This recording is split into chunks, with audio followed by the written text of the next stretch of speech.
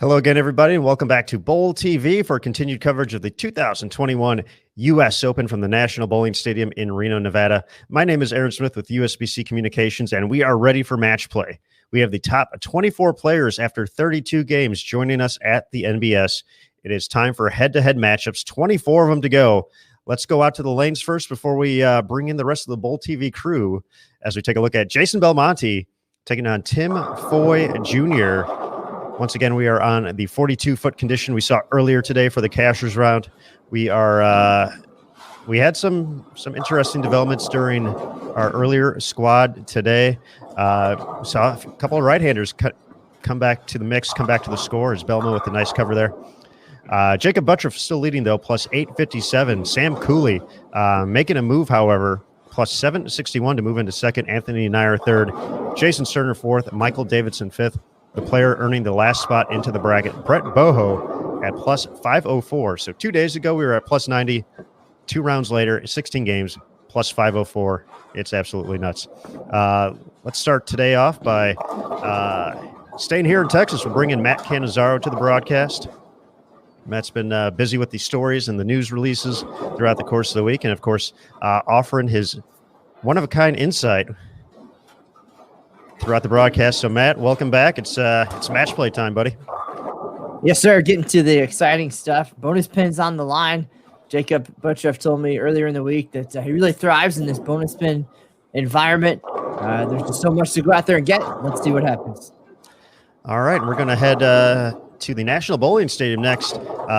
Mike Flanagan has been joining us throughout the broadcast from Inside Bowling, but he's going to be sitting next to a special guest, 3-time PBA Tour champion in 2018, Player of the Year, Andrew Anderson, joining us here. So we'll bring them in next. Michael, Andrew, welcome to Match Play. Hey, guys. Thanks for having me. It's always a pleasure to sit next to Mike Flanagan, let me tell you. And it's always a pleasure to sit next to the second best looking guy in the building. Some would argue. Somewhat. Well, and Andrew, you made match play. Congratulations. Yeah, I'm here. I am in the building for match play. That's a bonus. May not be bowling, but I made it. All right, guys, we're going to go full screen here. We'll bring Jason Thomas in a little bit later, so you make sure everything is good to go here on Bowl TV. This first matchup, Foy against Belmonte, plus 644 to plus 643 in the overall standings. They're sitting 11th and 12th through 32 games. Andrew, we'll go to you first. I know not the finish you wanted this week. A little bit rough going at the U.S. Open, but just talk about the grind of these past 2 weeks and just how you feeling after now that's all said and done. Yeah, I mean, true test of both mental and physical ability these last couple of weeks. I'd be lying if I didn't say I was a little burnt out going into the U.S. Open after the Masters, trying to make a run there. And, those first 2 patterns, especially the second one, was just brutal. I mean, you got on the wrong side of it for a little bit. It felt like a downwards roller coaster. But, hats off to all these guys still bowling because, it's been a grind. When I look around, I see some of these plus scores. I mean, it's really impressive to see because if I got a couple more opportunities, I don't know if I would have went more than I did. Andrew, you happen to be pretty good friends, from what I understand, with who we see sitting in 5th place, who's had a breakout season overall, in my opinion, on the PBA Tour, and now bowling tremendously well in this event, Michael Davidson. What can you tell us about Mike Davidson and your relationship with him? Yeah, Mike Davidson is a hard worker, man. He does so much behind the scenes. He works at Bowler Store with his family, a family-owned company, and he has some lanes there. And I promise you, he sends me not only daily practice pictures, but daily workout pictures. He has like 2 a days practice, 2 a days in the gym. He's just ready, man. He's just prepared. And there's something to be said about those who are prepared when they come out here. It's really nice to see him put it together this year. And it's really not going to be long before he gets his first title. And I really wouldn't be surprised if this is it. Yeah, I've been impressed with them as well, and I know you guys are buddies. You guys rooming together this week? This is the first time this year we're not rooming together. It was hard to get an Airbnb. We have like 6 or 7 of us that room together at most stops. We're like a mini version of the house. And we're pretty close knit. It was hard to find an Airbnb this week. That was pretty much it. But we're staying close. We root each other on the whole time, and I'm really happy to see the improvements he makes even as the season has gone on. He's just gotten better and better. Andrew, you're on the USBC board now. That's one of the reasons why you're in the building here, not only to help us out here on Bowl TV, but what's that experience been like so far for you? Yeah, stressful. To be part of the conversations we were part of and be a part of something that's as important as that is just stressful. I enjoy it. I really do enjoy it. I enjoy knowing both sides of bowling. I love bowling for what it is. I'm a true competitor, but I also want bowling to succeed going forward, and I want to be a part of that. And part of those decisions. And I believe that I bring a different type of set of eyes to it. So I just am happy to be a part of it, and hopefully we can continue to grow the sport. Aaron Smith, I feel like we got a little deja vu going on here. It was the bracket round of the USBC Masters, and the first match we had on the screens for everybody was Belmo versus Tim Foy Jr. Kind of deja vu for me. What about for you, Aaron? I agree. Before we started, I asked JT, since he was out there landscaping the field at the NBS. I'm like, JT, you see any primetime matchups? I mean, obviously they're all going to be good matchups, and then he's like, we got Belmo Foy. It's right from the Masters. I'm like, all right, I'm sold. Let's see if we have the same type of drama to kick things off. Once again, the difference from the Masters, 3-game total pinfall matches there. These are just 1-game matches, but 30 bonus pins, they add up over time. So if you're able to work your way through, find a bunch of wins, 16, 18, 20 wins, we've seen it before. That certainly helps the plus score, gets in the right direction, and potentially can get to the point of running down Jacob Buttriff. But he's familiar with having the lead in these situations and putting more pins in front of it. So it will be interesting to see. He kind of slowed down a little bit that round. Wasn't too crazy for him, but a few less lefties in the field now. We're down to just 5 from 7 earlier, and not crossing with Matt Sanders here, so he'll be jumping around the house, as will the other left-handers against different matchups. But it will be interesting to see if Jacob can continue at the pace we've seen him do before at this event, or if the field will have the opportunity to potentially catch up to him. So Belmo Foy 2 is what we're calling this, and I think we missed an opportunity with our graphics department to really promote that and take out some billboards here in Reno and all over the country to promote this one. But as I look and transition over to the standings here, 5th place to make the TV show is 7102 total pins, and 24th position is 6904. So if my math is correct, it's 198 pins separating 24th position from the show. So everybody, I believe, has a chance to make the show here, but they're going to have to win some games in match play. And I'm going to yield to the guy that does this for a living, to Andrew Anderson. What is a guy like Brent Boho or Sean Lavery Spar, AJ Johnson, Tommy Jones, the bottom 4 bowlers here, what is their objective tonight? Do they look at, okay, I got 3 different rounds of 8 matches. I need to go 5-3, 6-2. How does that work if you're in that position? Yeah, I mean, if I'm Brent or Sean Lavery Spar, AJ, I mean, you're definitely wanting to get off to a good start. Scores are going to be relatively, compared to a couple of the patterns, relatively high, right? So really 198 pins is just a few games away. So getting off to a fast start is really important in these events in match play. But, when I look at like a Tommy Jones that's in 21st, he's been here so many times that a fast or slow start doesn't matter to him. He is just trying to bowl as many good games as possible. He's very smart when it comes to match play. There is gamesmanship to this. You might not see all of it through live stream or watching, but there's gamesmanship. Winning these matches are really important. Those 30 bonus pins go so long. We're talking about 720 pins at the end of this match play that's given out per bowler. So, so important. I mean, you look out and you see like a Mitch Hoope versus Barnes match early, where they're kind of close-knit in the standings. Those 30 pins really separates them early on. So you're going to see a lot of separation, I think, happen these first 3 to 4 games. And for those guys at the bottom, you really don't want to get separated from the top. 59 pins separates second from fifth as well. So pretty bunched up there for those 4 shots on the show, those 4 spots. But Jacob Buttriff with almost 100 pin lead from first to second. Buttriff did not bowl as well, had his worst block out of the 4 patterns we saw earlier today. So he's actually off to a slow start here as well. I mean, and slow start for Jacob is what I'm saying. Like, a slow start for Jacob is a fast start for many, but through 4 frames, he had already had 1 open and a couple spares. And, I wonder if Jacob truly has this pattern figured out yet. I really do wonder that, because I think some of these right-handers have this pattern figured out early. I think Barnes, he's never really a dark horse. Barnes is one of the best bowlers we've ever seen. But I truly believe that Barnes has some of the best ball reaction on this, and I would not be surprised if through this 8-game block he's already made his way well up the ladder. Andrew, looking at this 42-foot condition the rest of the way out, what are you seeing on the right side that is allowing a few of the guys to figure this out? We talked to a few folks. It sounds like a little bit more urethane than what was going down the lane, yesterday when we saw the big scores. Obviously a different pattern, but what is it about this pattern specifically that you're seeing that's allowing the right to gain some ground here? Yeah, so, I mean, these patterns were made with a lot of thought. I mean, they always are.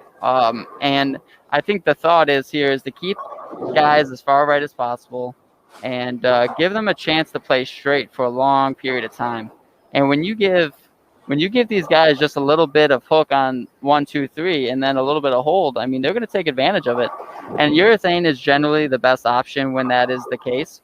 But you also see some guys being able to throw really strong reactive bowling balls with a lot of surface early. And as long as their ball hooks early, or what we're going to call in the front part of the lane, it lays off down the lane. So hitting the pocket is fairly easy on this pattern early in the round. What happens after all the urethane goes down, I guess we'll see.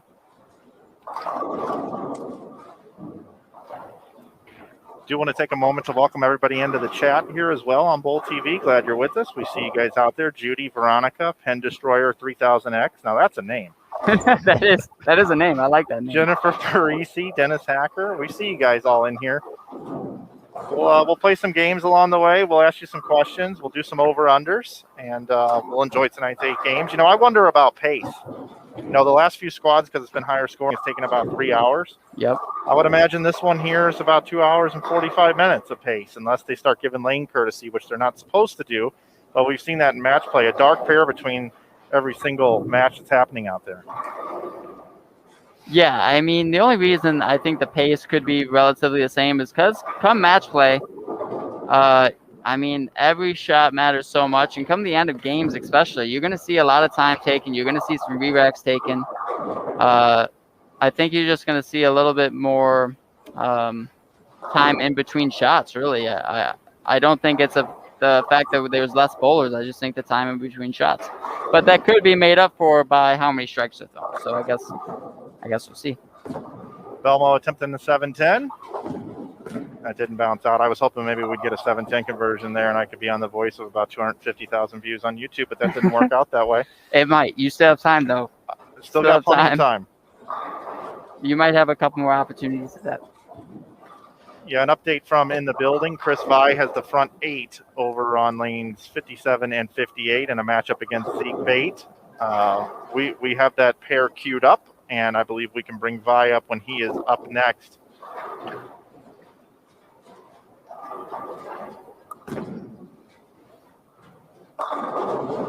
Yeah, I said Jacob got out to a slow start. He has a 5-bagger now. That was my bad. My bad. Question in the chat about the matchups. Is it random draw? No, this is actually a true position round. Yeah, 1 versus 24, 2 versus 23, and so on.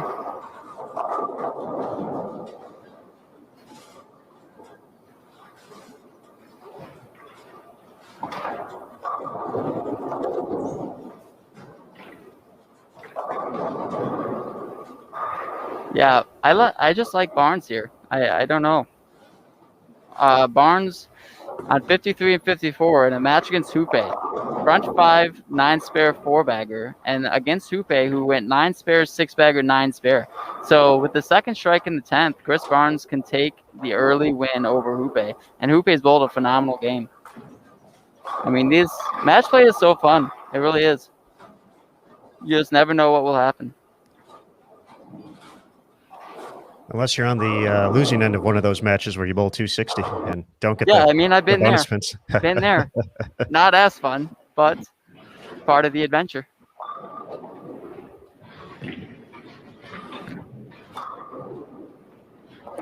Let's go ahead and welcome Jason Thomas into the broadcast here as we take a look at Chris getting ready for frame number 9. There's JT. Hello, JT. Hey, guys. How are you tonight? We're doing well. We're watching some strikes and yes, a familiar scene right here. Yes, we are. Chris Vai shot 819 his last 3 of the round of 36, and he was jealous of Sam Cooley, who shot at 1100 for 4 games, and with a couple strikes here, he can shoot 1100 for his last 4. Chris Vai, we need to make a nickname for him in regards to majors. I think it's 7 major shows in a row. 6. I mean, it's an incredible number of major shows he's made. And you keep knocking at the door, it's going to happen. He's going to win one. And he is bowling really good. I mean, he has this pattern on lock, it seems like. So yeah, I don't know if anybody has ever made their first 7 shows be major shows. Yeah, I mean, I believe it's 7. Somebody might have to quote me on that, but it's a lot of major shows in a row. And it's really impressive. I mean, the most grueling events, and he just continues to bowl well at them. And this is just another one. Going for front 10 here. It does look like he's throwing urethane. I believe that is a pitch black. That was a great shot. He was in reactive by the end of the block, so we've seen the success with reactive, and now doing the same with urethane. That's pretty good control of what the pattern is showing him.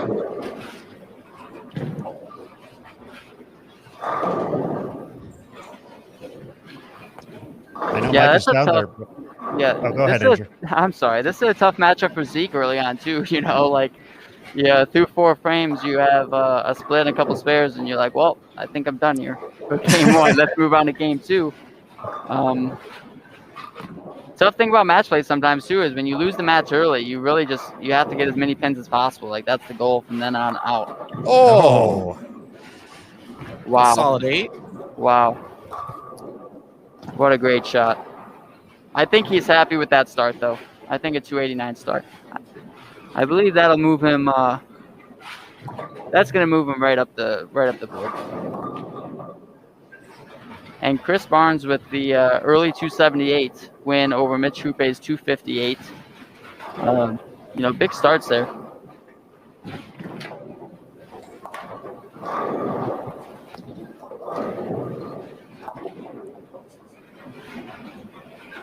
It's an early appearance. Your black cloud status is back, Mr. Flynn.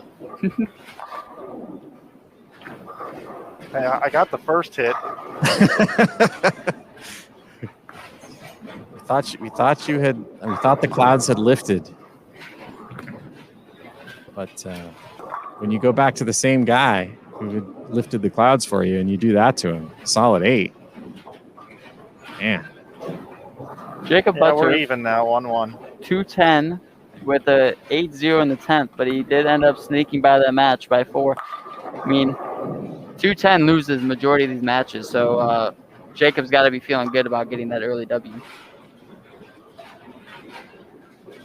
Yeah, and both players opened in the 10th in that one. Brent Boho had a chance to win it, and he opened.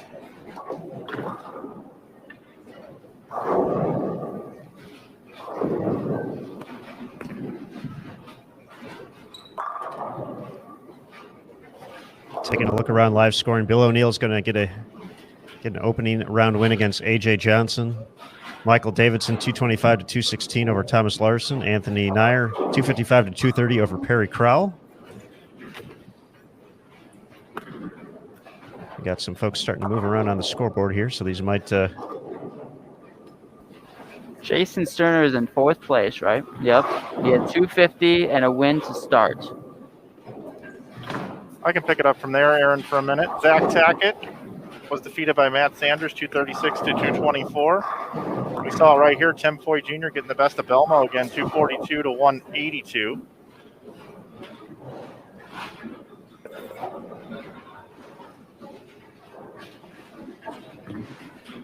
Timothy Westphal. Is Barnes throwing everything? No, Barnes is throwing a DCT, Inception DCT. It's one of the fastest rolling reactive bowling balls he has, I know of, and it looks like it has a lot of surface. So I expect Barnes to be throwing it hard and up the gutter for a majority of this block.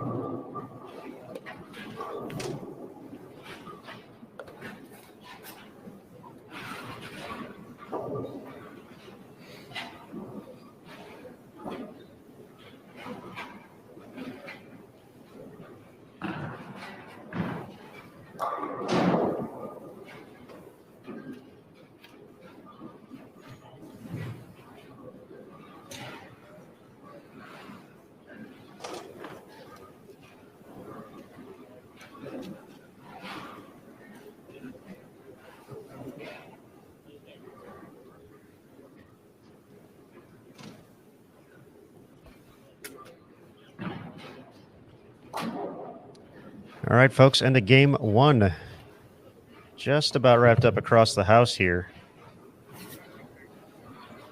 Being joined by 2018 PBA Player of the Year, Andrew Anderson. Andrew, congratulations. This is the first time I've gotten to talk to you since you and Chris collected the doubles win. It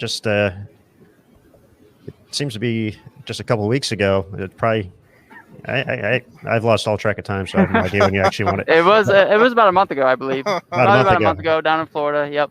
Thank you, right. Aaron. I appreciate it. That was Chris and I knocked at the door last year, and this year we went right through it. So it was really fun. You know, doubles events are always fun. Any team event is a lot of fun, and to win with somebody you're close with and to do it the way we did was really enjoyable. I was gonna say, I know for you, 2019 season was a tough journey to kind of sled through. So what did it mean to you to get back into the winner's circle? Kind of enduring all of that. Yeah, I mean, you just don't get very many opportunities of winning on the PBA Tour.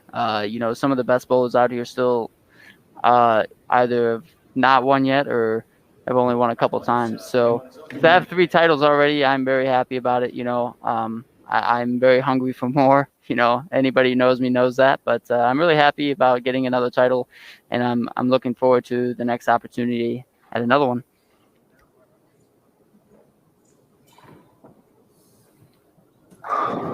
We do have a question. Jason Fujimoto, who would you like to see make the TV show besides Barnes? To those of you watching, I would be lying if I wasn't cheering certain people on. The PBA playoffs is still in the mix here, and I am 12th, and there are a few scenarios where I fall out of the playoffs here. So I'm not going to tell who I'm rooting for or against, but there are some big matchups here for me, and I would like to see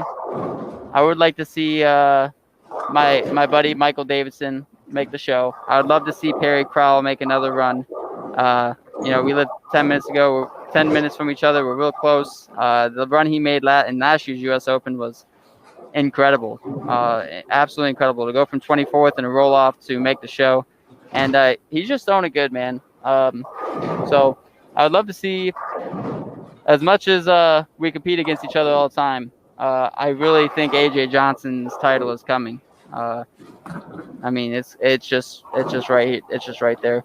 I have a lot of friends out here, As Kimberly mentioned, I am rooting for Zeke. I'm always rooting for Zeke.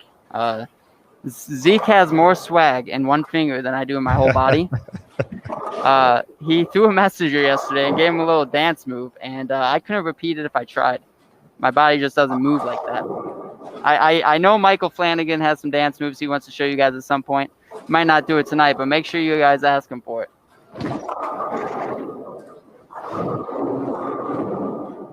I appreciate that, Andrew. I was looking out for you, Mike. You deflected the Aaron Smith dance off that we talked about earlier a few days ago. Now it's on me. So very nicely played. Aaron Smith will invite you back to the booth any day. Hey, Aaron, who are we watching here? Well, after the big start, 289, Chris Vi taking on Mitch Hoope. Mitch, a guy who's been basically in the running this entire event. We haven't seen too much of Mitch, though. So I figured let's check it out in 51 and 52. Yeah, and he bowled 250 the first game and lost, right? Yep. 258 to Barnes. That's a power matchup. Both of them, Chris Vi had 289, Mitch had 250, so they obviously are seeing the lanes pretty good. So could be an interesting matchup here.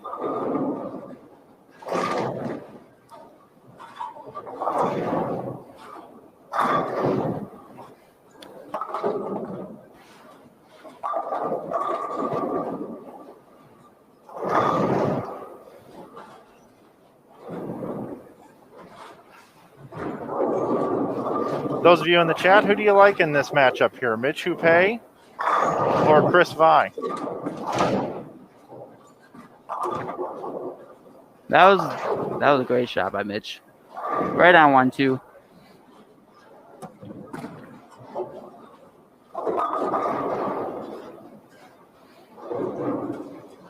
Another part of match play too is Mitch bowled a great game, right? He had 257. It truly can be demoralizing when you lose with that score.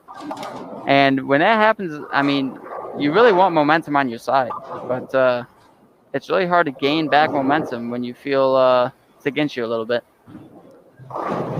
Over the course of 24 games, how do you kind of gauge that, knowing you have so many more to go? Because as you said, Andrew, that's a tough loss. You shoot 250, even though it's the best of the world, you've almost done everything you can to win.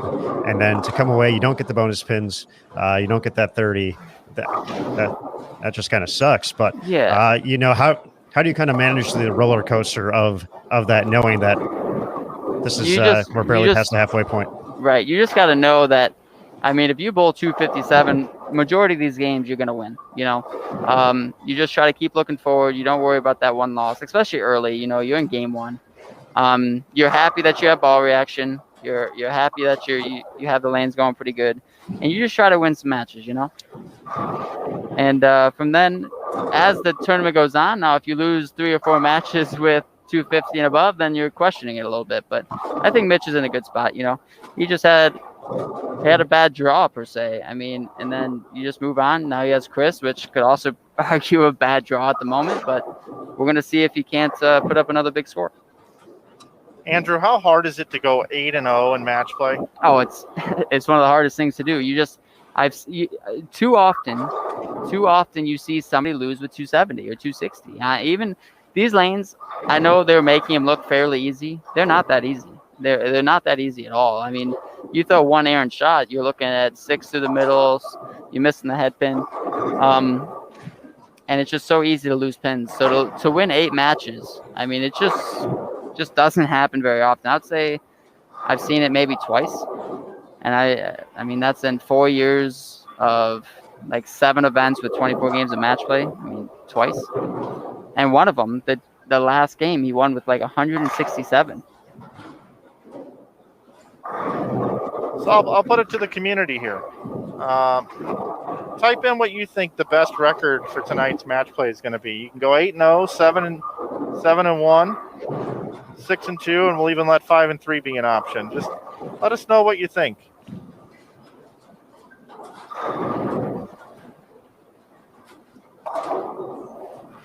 I think we're going to see the rare 8-0 tonight. All right. Well, if you're gonna, you can say that, right? If you're gonna say it, you pick 2 people of the winners so far. There's 12 winners. Who are the two that have a chance, you think? If you say, I think you're going to say Jacob. You're looking over there.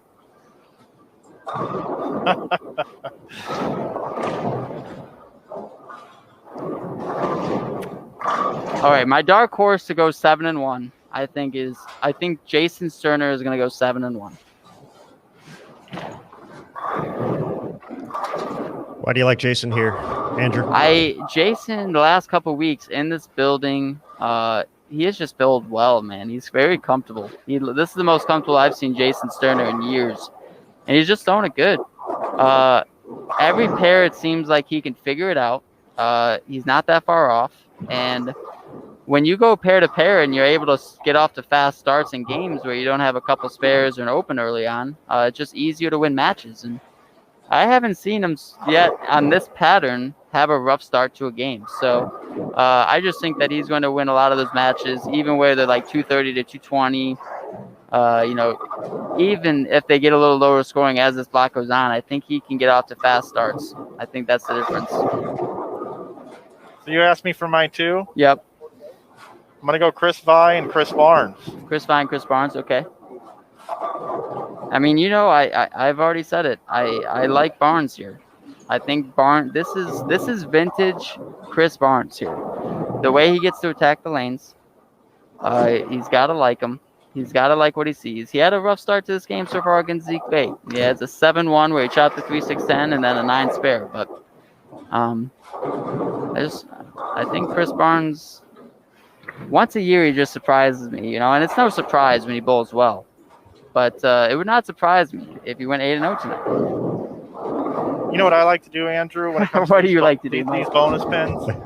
What I like to do is I like to think of it as a bonus game. Okay. Right? Everybody bowls 8 games. Great shot by Chris there. But at the end of your block, you got these extra pins. Yeah. And that's your bonus game. Okay.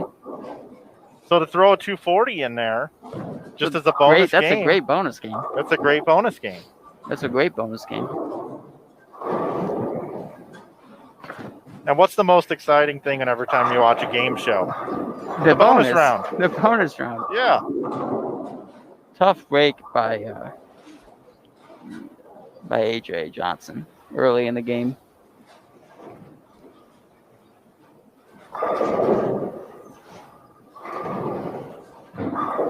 My two boys are matched up against each other this game, Michael Davis and Perry Crowell. That's one of those matches that I can't even cheer on. Yeah, I hope they tie. At least they're getting it out of the way early for you. Right. Perry with the early 5-bagger in that one. Yep. A couple spares for Michael before a double in the 4th and the 5th. And I don't think you could draw it up much better for Jacob here. Jacob had a slow start, snuck by the first game, and he's starting to figure them out. Just could not ask for a better start. So Chris Vi with 2 great shots. Mitch just has not figured out this pair just yet. He has a couple 10 pins, a couple 2 pins. Mike, what would you do here if you're Mitch? 5 9 spares, hopefully 5 9 spares in a row if he makes this. Yep, he does. So 5 9 spares in a row. Your opponent has a 4-bagger. Are you making a ball change? So here's the question. I need to know. He's throwing a purple hammer, right? Yes, he is. Okay, does he have another one? Yes, he does. He does. He does. He has 2 purples checked in. I know that for a fact. I wonder which one this is. Is it the one that starts up sooner or the one that goes a little bit longer? I would say, and I don't know this for sure, I would have to argue that it's the sooner one, because I think he would have ball changed already if it was the weaker one. Okay. Because you're not going to 2-pin and then go to the weaker one. It's hard to do that unless you plan on throwing it slower. Well, then I would make a touch move. Okay, a touch move. Either a little bit of a decrease in speed. To me, that looked much slower. That looked like slower and up the lane. And I like that move for him. Because his first couple that wrapped 10 got to 1, and they were pretty firm. And I think the first pair gave him a little more hook. So now that they feel a little tighter, you had to throw a little slower. A little loft can go a long way with some touch players out there. And setting it down as if it's a glass coffee table and you do not want it to break. a nice soft touch Is onto that the how lane. you release the ball? Oh yeah. Okay. I think personally that lofting the ball different amounts is the hardest thing to do in our sport. I think Mika Koivuniemi made a career out of it. I mean, he was the best at it. Still is the best at it, probably. But it's just so hard to control how far you loft down the lane. I mean, Well, I'll tell you what, Barnes has used loft this Barnes week. has. He's using it right now, actually.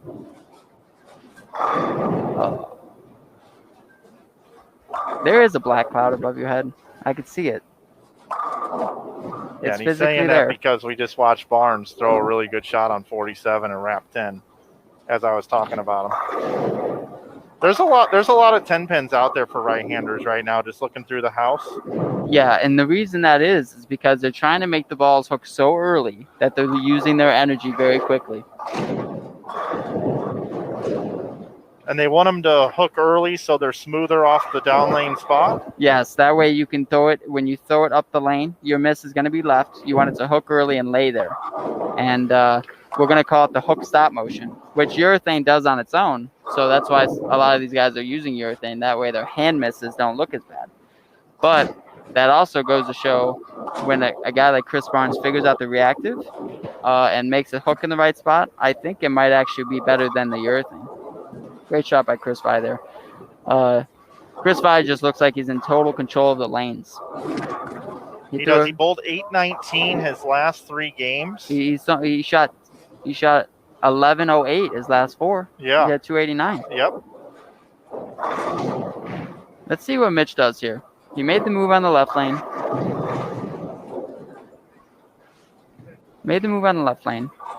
Really, to get back in this match, he needs a couple strikes here.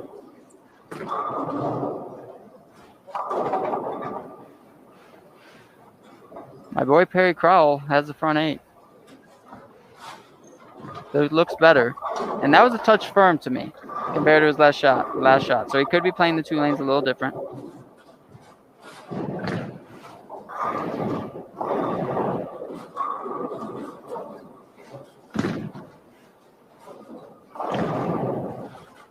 Aaron Smith, we got any other strings across the house I need to be aware of as I sit up here and do some commentating with Andrew?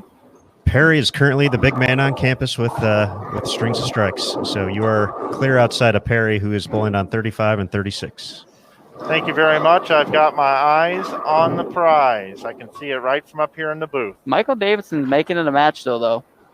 Yeah, he's got 267 out there still. So yep, it's still a match. Not in the bag just yet for Perry.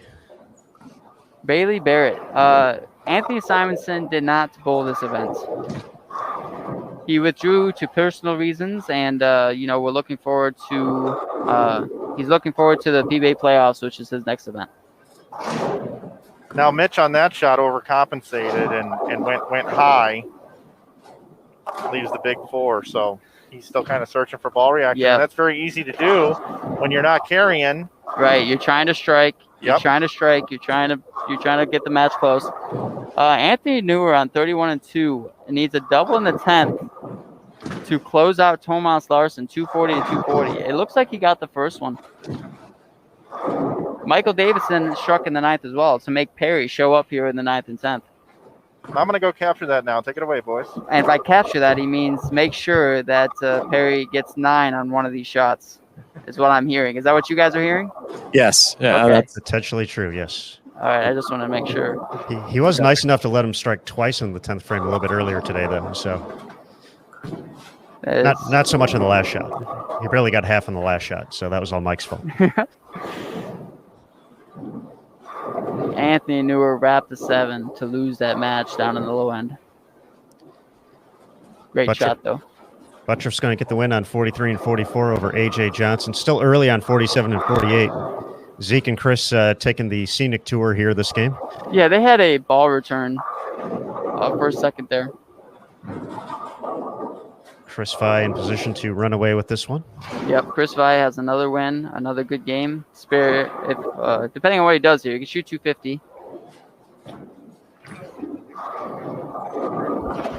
Ascona can shoot 279 against Packy over on 71 and 72. I think we got that one queued up here, so let's. Great shot by Chris there.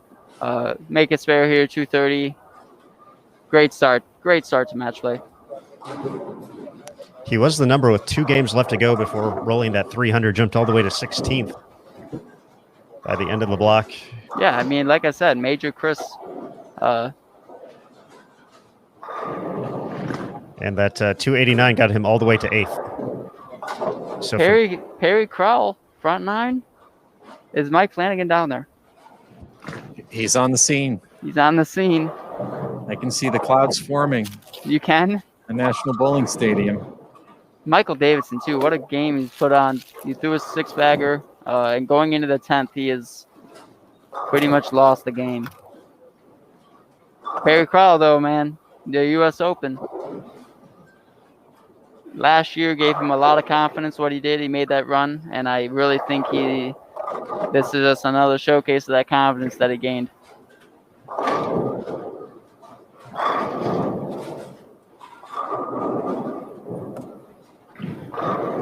Yeah, yep.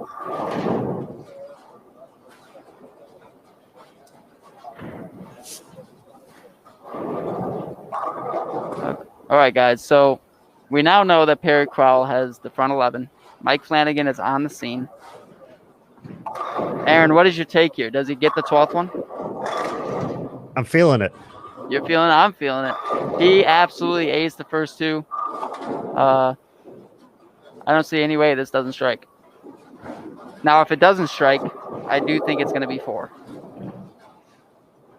A 4 pin or 4 total? 4 total. I think it's 10 or 4. which would mean he would have 10 total for his 2 final shots after the front 11. It looks like 10.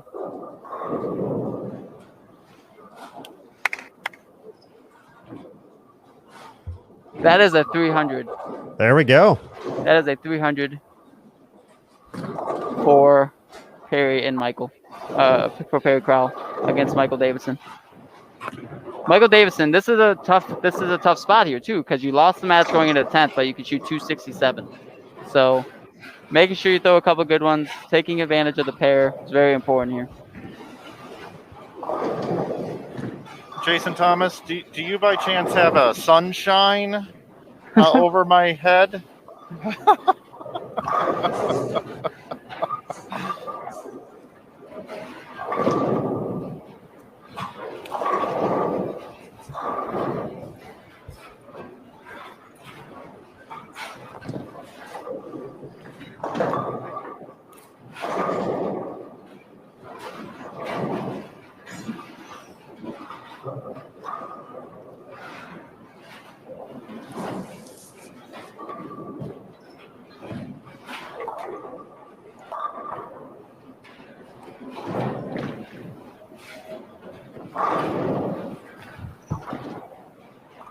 As Kona with 278, wrapping this one up against Packy. Quick score update after 1. Buttriff leads with plus 897. Anthony Nyer, though, gaining some ground here, plus 843. Sam Cooley, plus 815. Jason Sterner, plus 794. And Michael Davidson, plus 757, your top 5. Moving on down, Bill O'Neill, plus 748. Matthew Sanders, plus 731. Chris Vi, plus 726. Chris Barnes, plus 724. And Tim Foy rounds out the top 10, plus 715. So, a little rundown of some of these matches, guys, if you want me to get going here. Thomas Larson defeats Anthony Neuer, 240-234 on 31-2. Perry had 300 against Michael Davidson did shoot 246, I want to say it was. Scores have been moved. Bill O'Neill defeats Brent Boho, 258-203. Jacob Butturf, 268 to AJ Johnson's 190. Mitch Hoope was defeated by Chris Vi, 234 to 196. Matthew Sanders defeats Jason Valmani, 239 to 219. Timothy Foy and Zach Tackett tie at 189, and that was with Zach Tackett getting 5 on the fill ball. That is, I did not see that. And it looks like Tommy Jones has defeated Sam Cooley. I cannot see the score. It looks like Sam Cooley had 200 And Tommy Jones is finishing the 10th. 204 for Sam there. Thank you. No Then we problem. still have one match going on here. Zeke Papers, Chris Barnes. They did have a little bit of a breakdown. So close match so far. Looks a little bit farther down. Nick Pate, 212 to 168 victory over Jesper Svensson. Still waiting on final score, but Jason Sterner, 228, has enough to beat Sean Lavery Spar. So What did I say, guys? Sean could have got the first one in the 10th and mixed it up, but 7 count. Yep. To put him into the lower 220s.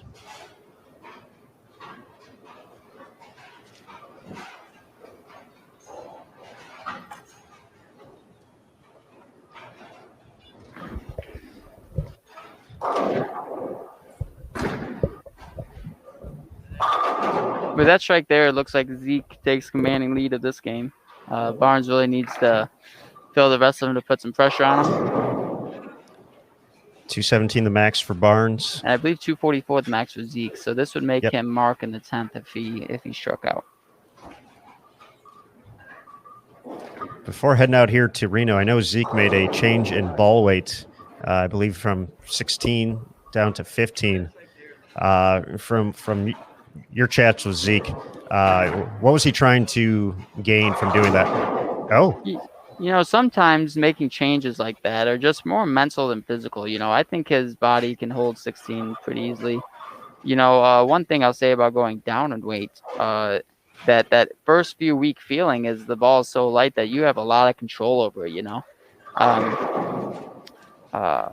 And when you go down in weights, and you have that more control, you don't really feel like you miss it very often. And by miss it, I mean you have your full rev rate. You hit a lot of the shots, maybe even harder than you expect. And then it gains confidence pretty quick. So I think that the change was more a confidence level change than it was anything, because his physical game really hasn't changed much due to the weight change. Great shot there by Barnes. I know he's not going to be super thrilled with that. A great 190 game. And he's going to try a ball if he makes this fair on the field, I'm sure, and get right back into this. Couple notables, you know, when we talk about getting off to fast or slow starts, I believe Jesper has lost the first two games, and so has Jason. Now, I believe both those guys will bounce back very quickly, and sometimes it's even for guys like Jason. I wonder if I don't know if this is truth or not, but I wonder if like getting off to a slow start like that will motivate him even quicker to start winning some games and start getting it together. Because we all know that when Jason puts it together and finds some ball motion, he's one of the scariest to bowl against. after two, Belmonte just 401 for his 2 games so far. For Jesper, 365. That is a very slow start for Jesper. And I don't know what he bowled this morning. Did he have a good amount of score on this pattern? Let's see, I got it right here. He went 189 over, but Mike did make a mention that apparently Jesper did have a hand injury. Really? Okay. Well, none of that is fun to bowl with, especially if it's on his left hand. So hopefully nothing too serious, and he's able to make it through this.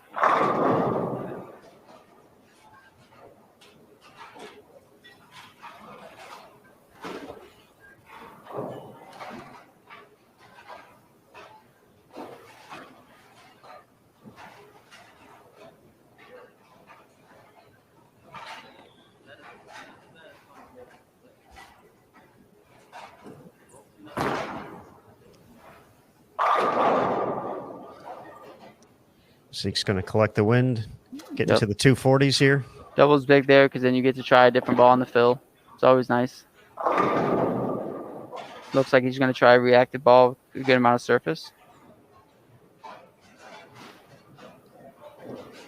Yeah, Dennis. I mean, Dennis asked a question about RG and diff numbers changing when you go down to 15.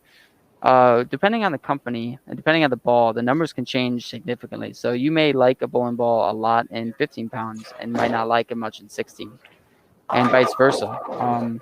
Generally speaking, the differential goes down in 16 and it makes the balls act a little smoother. So when you're throwing 15-pound bowling balls, what Zeke might be saying, a little bit more down lane motion, a little more responsiveness, and that might be catching his eye as well. So all those things matter.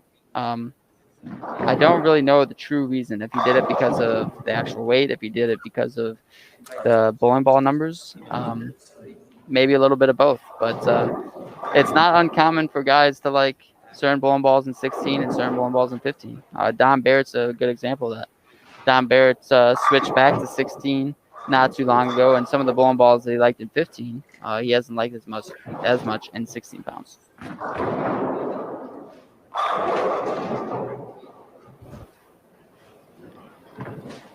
Andrew, who'd you like to watch here this next game? Yeah, I think the Jason Belmonte Chris Vi match is going to be a fun one here, because Jason's in not desperate need of a win, but it's a little bit of a slow start. He's looking to get it together. I mean, Chris Vi is coming off a very, very fast start, so I think this is going to be a fun one. I'm interested to see what Jason does differently, and I'm curious to see now that Chris Vi has to go to a pair that's already been bowled on, if his ball reaction is just as good. And it looks like Jason's going to go to reactive here. Looks like an idle. He was throwing urethane the first 2 games.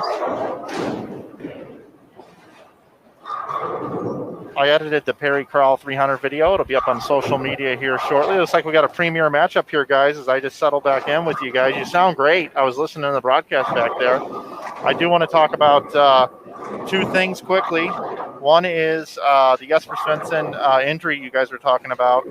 What it is he's got a cut on his middle finger, which is not the severe problem. Everybody kind of deals with that kind of injury.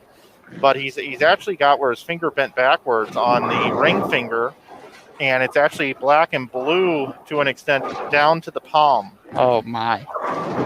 So that's what Jesper's been dealing with, and he bowled pretty well earlier today for dealing with that, I think. I would say, and a slow start when you don't have 100% in your hand and you're trying to hit it as hard as he does, that's tough to overcome. So the second thing I wanted to ask was Chris Barnes, is he 2-0 now to start? No, Chris Barnes lost to Zeke Bate in the second match, but my Jason Sterner one is alive. Okay, Jason Sterner did sneak out game 2. My Chris Vi is alive. Yes, it is. Yes. Okay. And Chris Vi, looking to get off to a good start against Belmo here. Looks like he's still throwing urethane. Good start. And again, following pairs that have been bowled on, it's interesting, especially with the urethane bowling balls. Vi making the turn here at 5:23. We had Perry making the turn at 5:30 after 2 big scores of the block so far. Well, I'd love to see Chris Vi pop another 300 here. Let's see. Would how you, he Mike? does here in a Would second. you, Mike? Yeah, black cloud coming right at you guys. I mean, it's coming in hot. No, I'm very confident that Vi is going to get this strike here. You're very confident in it? He's throwing it so well. That looks that's good. Perfect. Looks good, yeah. Oh, yeah. Oh. Look at that, Mike. Oh, no. Look at what you just did. Look at what you just did. When Chris watches this, he's going to have to come after you. That's his second stuff 8 today. And, both of them, you were watching or commentating it. Oh, my. Oh, my. All right, on the spare. Great shot.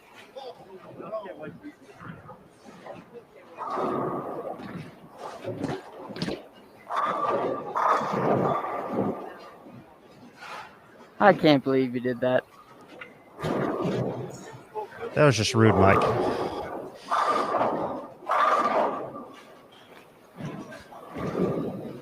All right, so Jason's into reactive. Do a good shot, 4-pin. Probably going to move a couple left or throw a little harder. Looks good. Yeah, that was a convincing one.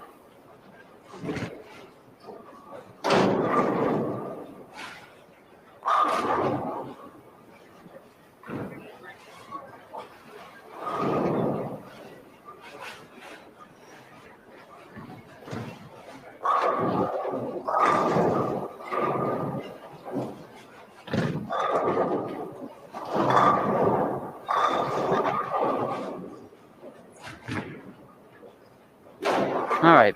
Jason going for an early double. Gotta believe that he needs to get some momentum on his side. You know, had a rough start.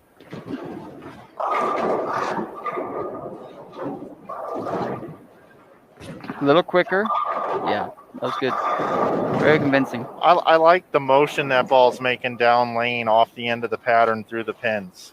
Yeah, and what Belmo is better than everybody at is a lot of things. But one of them especially is when he has a ball that's actually hooking a little too much down the lane, he's very good at controlling it. And I think that's what he's looking for a little bit here. Because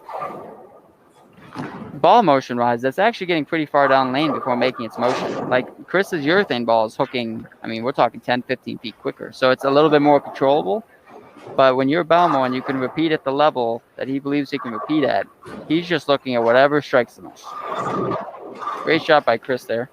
I'm surprised you didn't get him there with anything. But on the spare here, you know,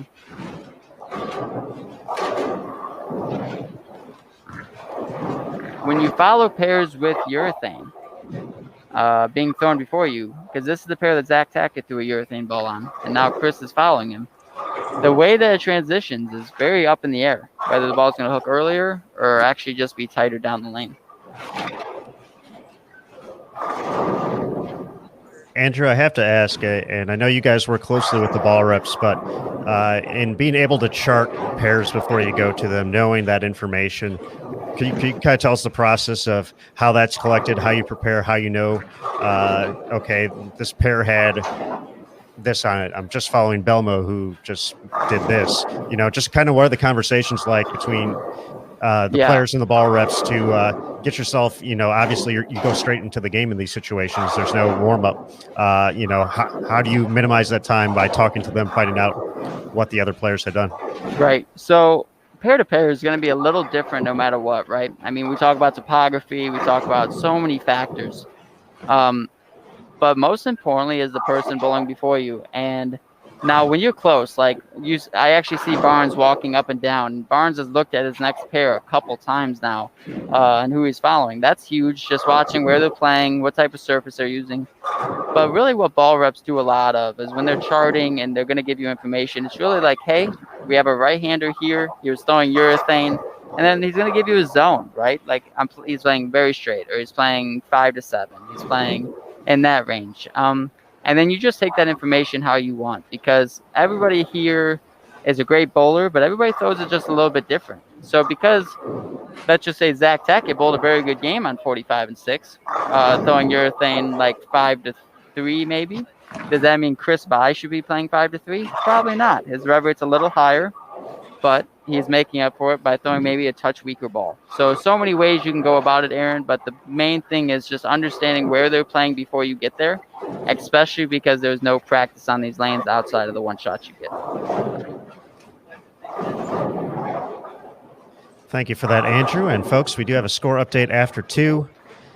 Jacob Buttriff plus 995, 2-0 so far, 268 in the win last game. Anthony Nyer in second, plus 877. Jason Sterner, plus 852.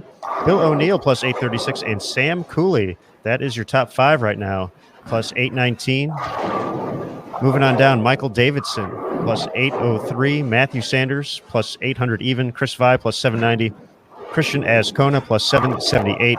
And Perry Crowell, after the 300 game, now plus 736 in 10th place. So a big moment in this match, right? Belmo leaves a split. You know, now given an opportunity to Chris possibly to get back in this match.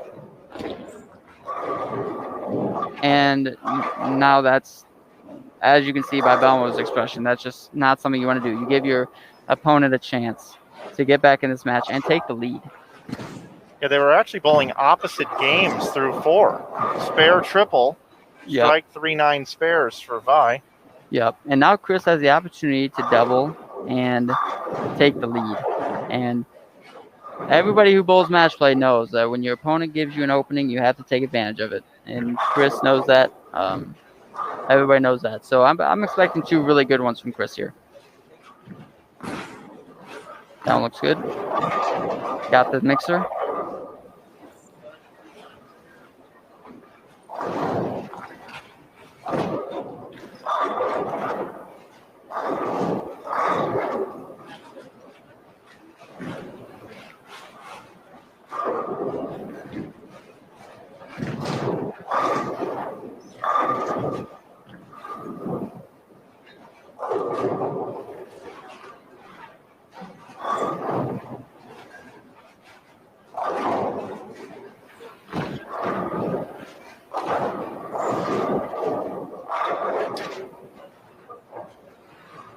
All right. Let's see what Chris does. I expect another good one.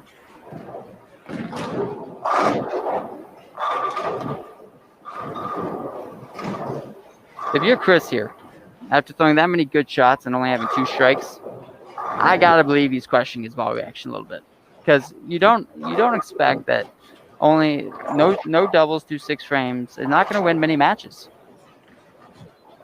But he bowls 819 to finish the last block, and then He has a fast start. Yeah, but 289 here, and you just 230. stay the course.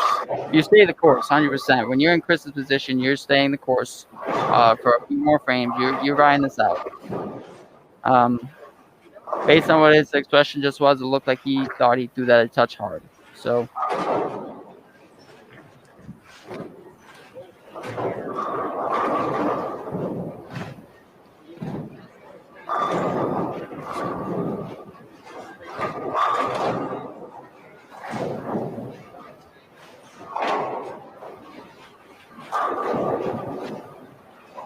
my Jason Sterner pick is having a rough it's looking a little rough this game. I thought you gave him 7 and 1 though. Yeah. So But you gave him 1. I know, but I would rather not use that one just yet. But he has strike 9 spare, strike 9 spare, strike 9 spare, and Nick Pate has open strike spare 4 bagger. So he's gonna have to double here. I think Nick's gonna be in firm control. Oh, Jason doesn't like that one. Almost got away with it though. Flanagan, I have a question for you. You, me, and Matt Sanders, we've had some good times. How happy are you that he's having a great week here? Oh, I'm super happy for him. Talk about a guy who's been out there grinding, working at his game, practicing like crazy, setting up his Nutri-Grain bars and whatever other sponsorships he has on Instagram, tagging his products. And to get out here and have a good week here. I am thoroughly enjoying watching it. I really am. The guy's never happy, though. I talked to his ball rep, Chuck Gardner, and he was telling me that after Sanders led his squad, he walked up to Chuck and just was shaking his head saying, man, I left so much out there and this and that. And he looked at him and said, dude, be happy for once. You led the squad. But, sometimes that's what it takes, the never-ending hunger to want to be better. And I do think Sanders needs to enjoy this a little bit because he's bowling really good. He's bowling at a very high level, and he has a really good chance here. And he's got to enjoy it. He's quite popular in the Dallas area. Yes, he is. Yeah. Don't need to say much more there, but he is very popular in the Dallas area. I know he enjoys bowling there, competing there. I know you enjoy commentating there. It's a good town. All right, so Chris Vi can get in this match. I believe it'll be a 2-pin match if he strikes here. It looked like he moved a little left. Great shot.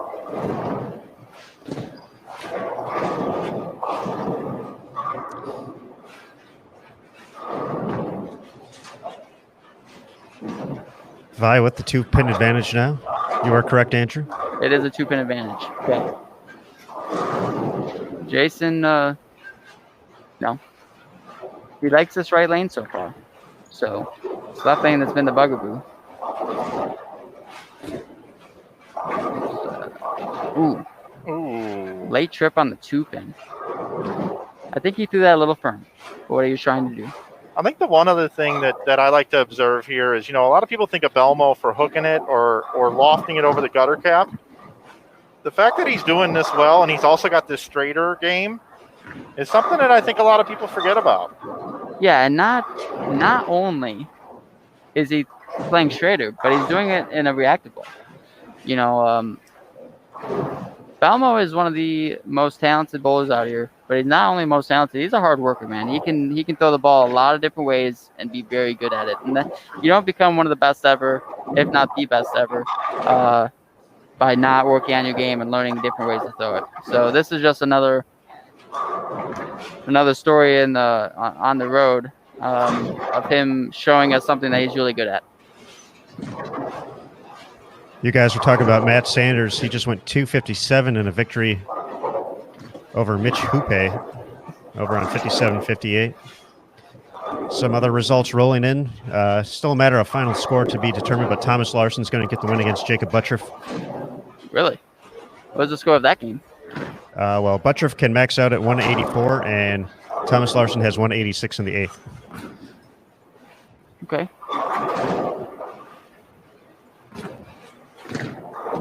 Michael Davidson's going to collect a win against Brent Boho. Low scoring matchup on 53 and 54 at the moment between Tim Foy and Zeke Bate.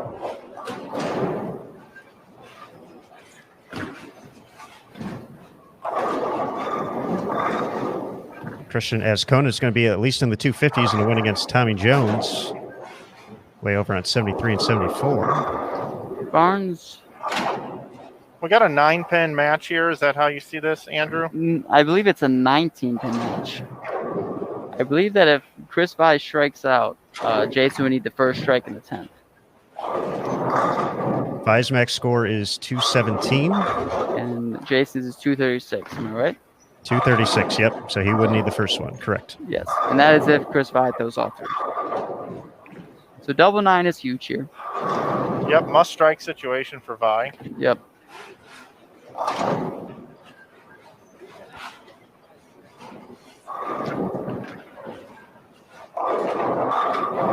He likes the left lane a little better now.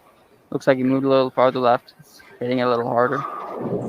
That was like a championship bowling Nintendo strike where all the pins just stand up about a half inch and all walk backwards. That was before my time, Mike. Before my time. These kids don't know what they're missing, Mike. Perry Crowell is going to get the win against Bill O'Neill.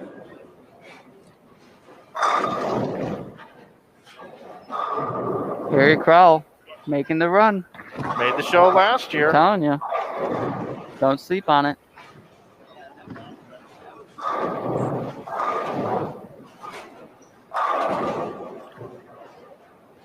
Zach Tackett needing the second strike in the 10th to defeat Chris Barnes after Chris Barnes 7 10s in the 10th.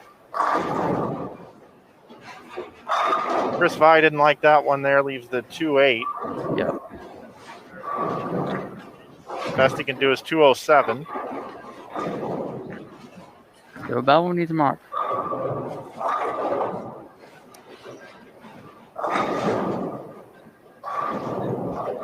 Andrew Sterner's hasn't missed since that. Yep, Sterner did catch the win again. It looks like. Best Pay can get to is 209. Yeah, I'm not sure what Nick Pay left in the 8th, but it looked like a big split. So Belmo needs a mark here. He just rolled the 2 on this lane.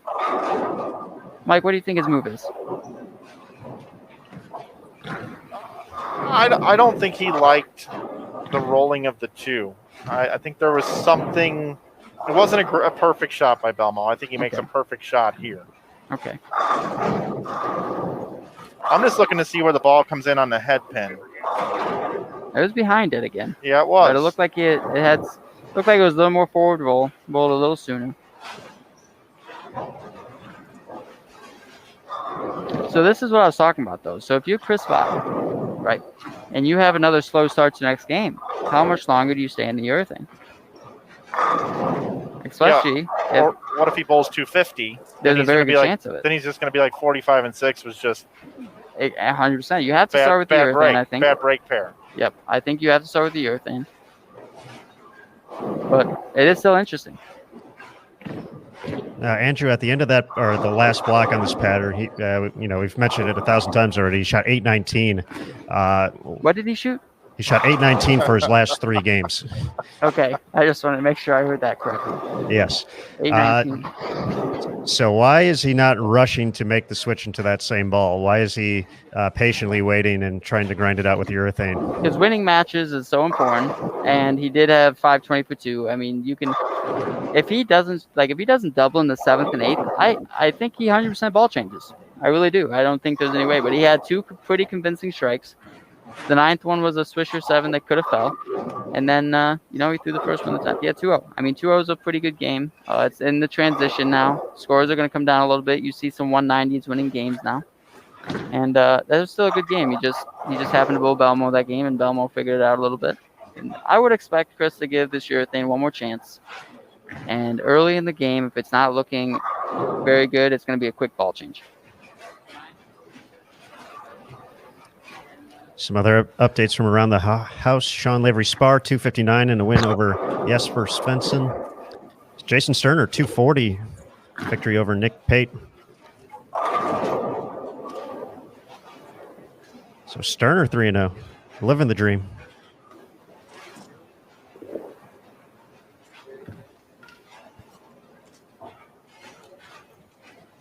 Any other undefeateds, Aaron, that you can see? I know you got a lot of moving parts there in the studio.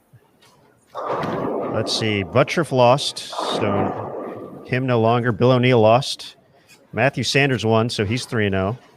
So we have 2 at the moment. Vi lost. Technically, did Tim Foy win this game? If he won this game, technically he hasn't lost, but he has a tie.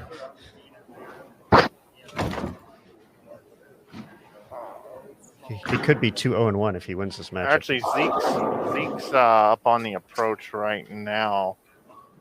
He's got 191 left. So all 10 to win by 1 year. Tim Foy has 8 on the fill. Big shot, 30 pin shot.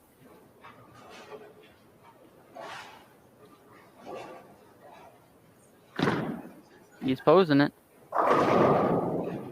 I believe that was all 10.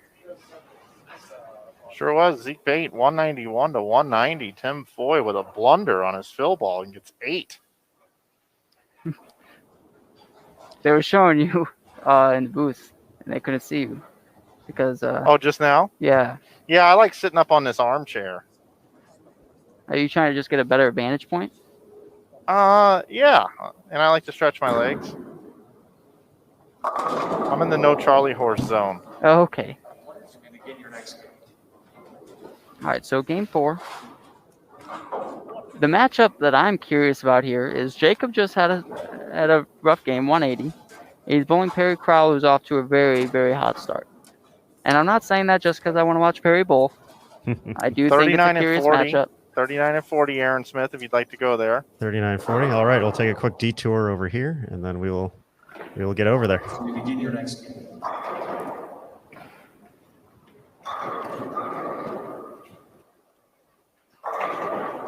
Hey, folks, this is a great opportunity to talk about what we're going to have for you tomorrow on Bowl TV. 10 a.m., second round of match play coming up. Top 24 will be right back. And we'll be back at 5 o'clock for the final round of match play here at the 2021 U.S. Open. And don't forget, you want to tune in on Sunday at 11 a.m. Pacific for the live TV finals on Fox Sports 1. Not going to want to miss it. I heard that Rob Stone's coming in town to be on the call with Randy Peterson. How about that?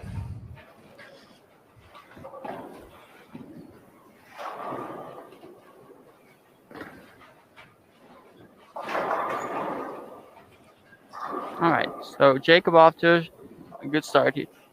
Not a convincing strike, but a strike nonetheless. Perry Crowell is bowled 296 and 300 today. In his last 7 games.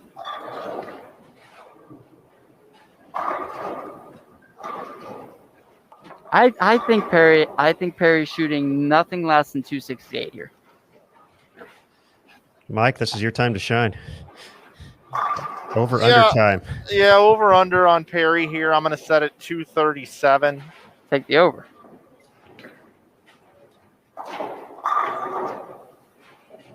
Looks good. What do you think, chat? Over or under 237? Andrew's 30 on the over.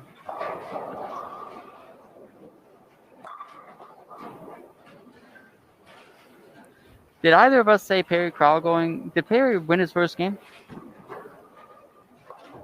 I don't believe Perry won his first game. So he has 7-1 left. Correct. He shot 230 and lost in the opener. Okay. Okay. So 7-1 in play. Those of you that were curious, another voice of our tournament, Jason Thomas, he is here. He's grinning from ear to ear. He's so happy listening to the commentary tonight, not being needed at this time. And he's eating about his 653rd power bar purchased from Walgreens, keeping his legs moving as he walks the lanes every game to flip the scoreboard and flip the shot for you folks. So I can just see him over there. He's got a little tickle in his stomach. He's happy with tonight's broadcast. Finally this week, we get one that's at about 90% for JT. I can see it over there. All right. He's a happy That's camper. what Jacob does here. Hooks up the lane. He doesn't like it. Trips the 6 late. Telling you, Jacob's gonna figure him out here soon, and he's gonna be a hard one to beat because he just got away with one there. That's the testing the waters, and now he knows he has that. Rep 2327 in the chat thinks Perry Crowell's hot. Yeah, I mean, yeah, 100%. He's very warm. Mostly over bets on Perry Crowell 237. Yeah, I mean, they know what's going on here. That doesn't mean Perry or Jacob doesn't shoot under 268. Oh, Rocket Messenger right in front. Doesn't look like he liked it though.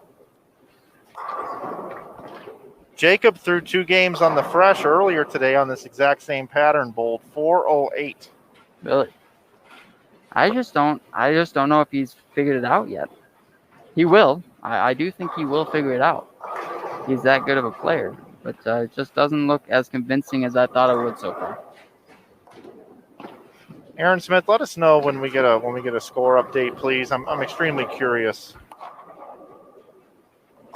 Absolutely, Michael. To your question earlier, or your proposition to the chat about 8-game records, taking a look at just last year's event, because I was curious how Perry did match play. He did fairly well, 14, 9, and 1 along the way to make the show. We had 2 players in all 3 rounds win 7 matches in a single 8-game block. Okay. Who were those players? Did you write it down? Oh, Are of they course. are they still competing? At this event, no. Okay. So this was Rhino Page in the final round went 7-1, Okay. and then Anthony Simonson to the top seed went 7-0-1. Oh wow. He I went believe Perry was that tie. It was a huge scoring game. I remember that. I can verify that. It was Anthony shot 279, and it was against Perry. Yep, 279, correct? 279. Yep. I remember that. I'm looking good on the over here, Mike. I just got to say that the deep dives of statistical information today on Bull TV is some of the finest deep dives that I've ever been a part of on a broadcast, nonetheless listened to either. I would like to know, Mike Flanagan. Mike, have you bowled in any PBA competition? No, I have not. I would like to know Mike Flanagan's highest finish at the St. Louis Masters. Is that a such thing? No such thing. No such thing. Okay. Going for the front 4 here. That looks in. That's in. Oh, and it lays there. Since we're in a little bit of story time here, I think I'm going to go back to the team trials from a few years ago. Okay. Harvey Johnson, we all love him and know him well. Love me some Harvey Johnson. He was walking around and kind of had his stable of characters there that he likes to sponsor. Yep.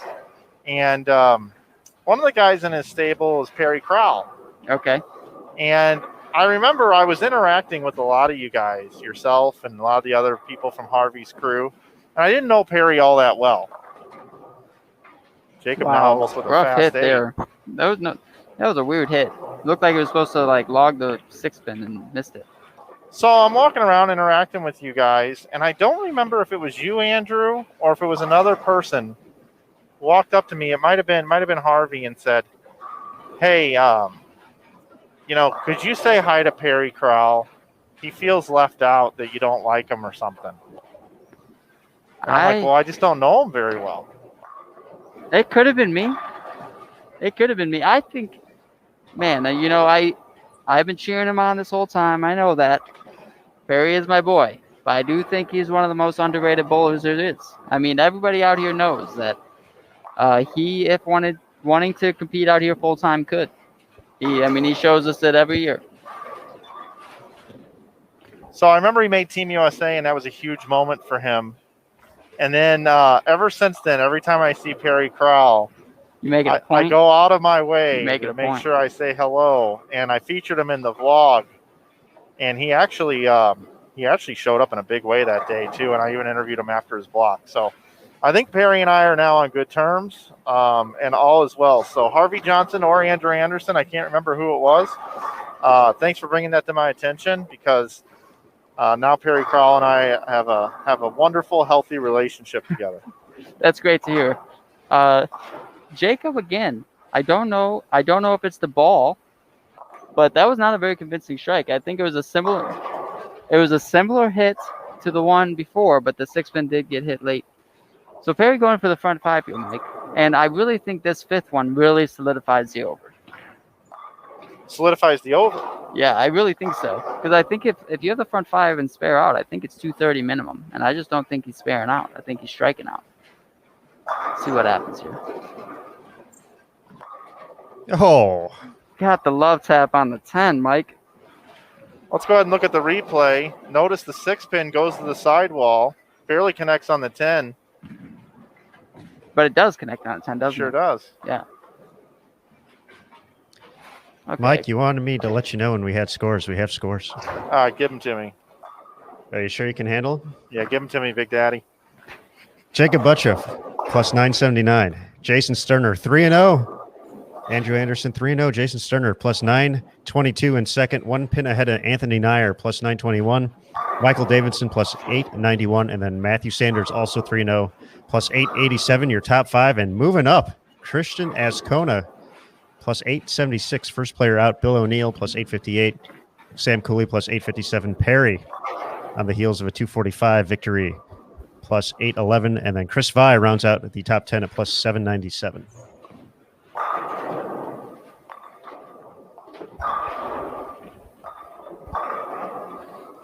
And Christian with the front 6. Oh, great shot there by Perry.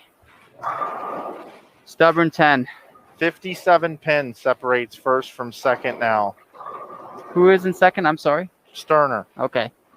Nyer is just 1 pin back of Sterner. Where is Sterner? 30 here? back of Nyer. Davidson. Jason's down there. I can't quite see his score. He's gone spare, strike, spare, double. Okay. And his opponent is Packy. Packy. And what has Packy done? He's got front 3, 9 spare, strike. Okay.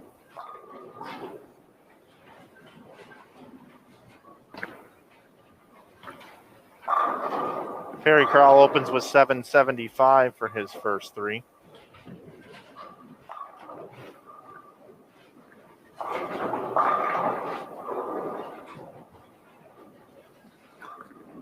According to my calculations, that's high in the building. Jacob just doesn't. I thought that was a decent shot.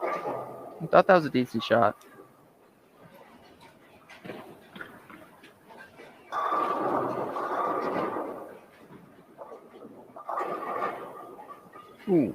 So wait for this. We'll take a quick look at. Can we switch to 43 and 44 really quick? We do not have that pair, Andrew. We don't. Because of the stairwell. Oh, there was a wicked. Oh, you can see it on our screen. Look on. No. Oh, Christian has going on the front 6 though. Okay. Front 7. There we go. My bad on that, Andrew. That's okay. That's okay. Andrew, what did I tell you when you came into the booth? There were like 3 things I told you. Remember what they were? On the screen, you could have seen the Wicked Messenger, and then as I'm going to talk about it, it vanished. And then oh my, it was pretty cool though. So to explain it to you guys, Thomas Larson left a 2-pin, and the fastest spinning pin came off the wall and slapped it silly. It was cool. But also cool is Christian is going to having the front 7. So I understand, Aaron, that was a good change. I just did not see it coming. Andrew, I was just looking at us on the screen. We look like the 2 guys on the Muppets up in the balcony. Okay. I like that. Out of all the room here in the National Bowling Stadium, we're on top of each other here on a couple of chairs so we can be framed into one shot.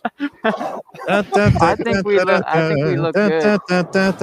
Now, what would be great is if we had like a Muppet just sitting right behind us here. You guys aren't complaining enough, though.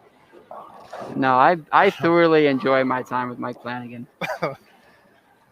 Hey guys, Christian got the front 8. He's gone 278, 268 his last 2 games after a 190 start. So he's looking at 830 these last I guess I gotta games. leave. Yeah, you better go. Just after we frame the see shot. how bright the sun is shining. I watched him finish up his last game, and I was actually impressed with what he did the last round. In fact, I thought he'd be a pretty good force to be reckoned with here, but he's just really slow hooking urethane. He's just using touch, but he's got a lot of room. He in the 10th frame of the game I watched, he got one into about 6 and it held and just rolled over the 8-pin. Then he got the next one out to about 2 and it did the same thing. And I was like, wow, you got some ball reaction. Yeah.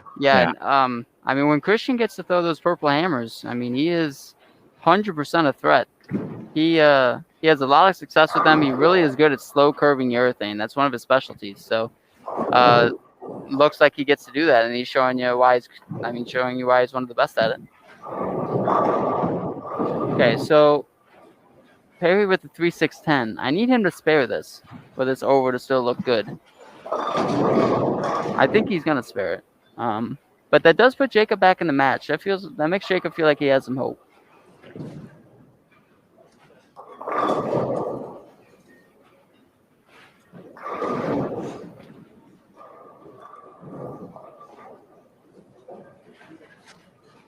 So last week, Spencer Robarge made his first television show. He's 18 years old, correct? Yes. Correct. How old is Anthony Newer? Do we know? Probably pretty close to that. Like 20, right? 19, 20? I know he was on junior. Matt Cannizzaro saying 18 in the chat, in our private chat. So back-to-back weeks, we have the opportunity at a young 18-year-old bowler to make their first show at a major championship. How cool is that? It's pretty amazing. And I believe Anthony Newer bowled for Junior Team USA in the World Championships 2 years ago, correct? And he did pretty well. I believe it was with Solomon. Yes. That was the World Juniors in 2019. We're going to head over to Christian. Okay, going for the front 9. With Mike Flanagan down there. Is Mike Flanagan down there? He is. Makes it twice as challenging. Looks good. He likes it. Oh yeah.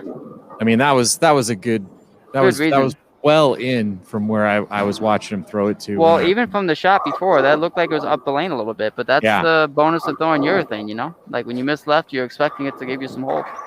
The thing is, a lot of times with urethane, when you miss in, it just hits terribly, and you flat 10 or maybe ring 10 if you get lucky. Right. But I mean, his ball's running over the 8-pin no matter where he throws it. Yeah, and that's just a sign of really good ball motion, but also he's doing the right thing with his hand. You know, when you miss in and you have the ball still going through the pins the right way, it means you have really good touch.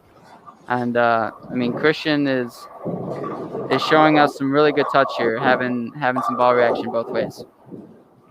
Going for the front 10. I think he gets it, guys. He likes it. Yep. There's one. If he gets a second one with the bonus pins, he's going to eclipse the plus 1,000 mark because he's getting the win regardless. But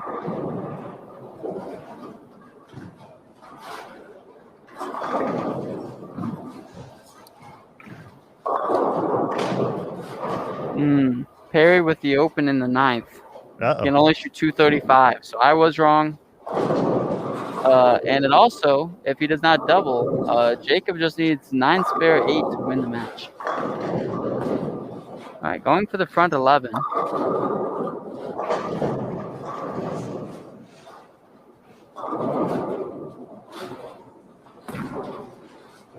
Likes it. Oh, And again, that's where we talk about that was in. A Yeah. little off the lane, and it splashed him around. So, Yep. sign of good ball motion, sign of playing in the correct way. And that's a huge start. I mean, 190 was rough, but since then, just on fire. Yeah. Strike here for 846 for his last 3. Is that all? I don't think my 3 highest games of the last 2 weeks equals 770.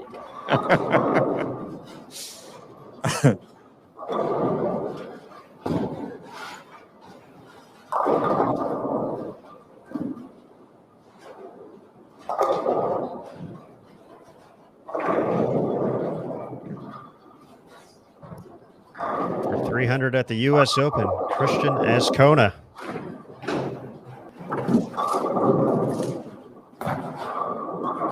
Do we got it? Oh. Jason Thomas has, unfortunately, some camera work to do here on at the National Bowling Stadium.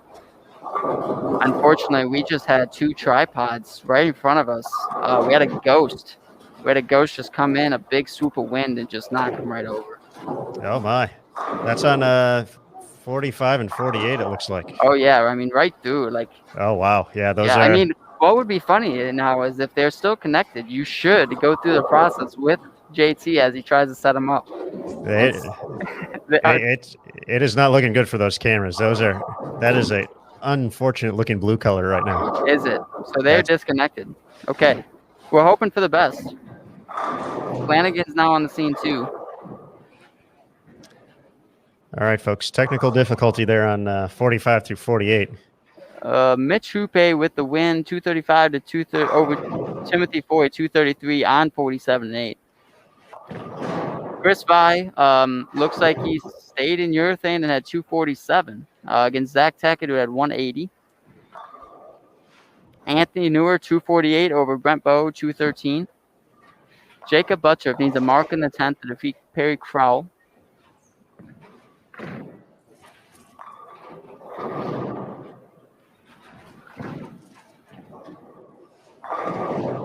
Logs out the 7. Maybe.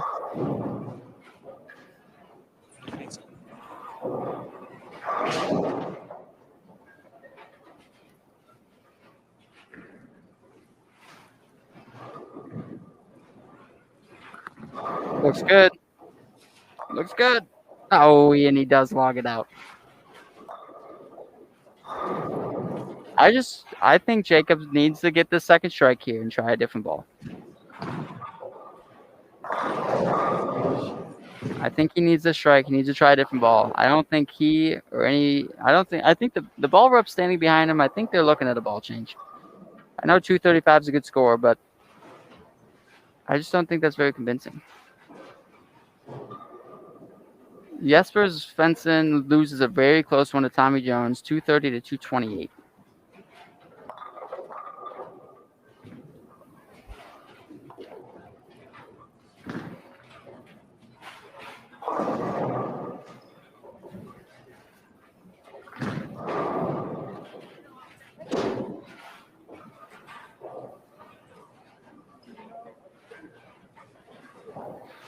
He's not trying a different ball. He's going to throw the same ball.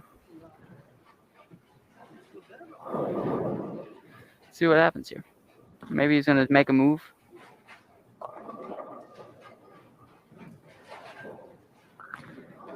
And wow, that stayed on the gutter for a long period of time before going in.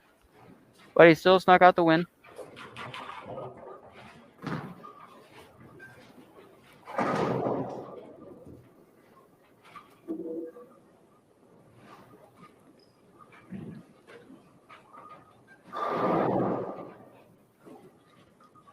.238, 225.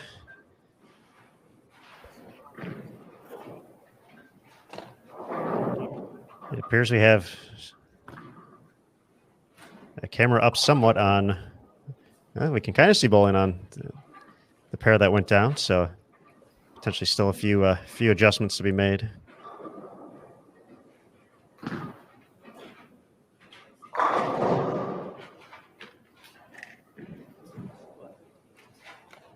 Bill O'Neill gets the win over Thomas Larson. Thomas Larson has 198.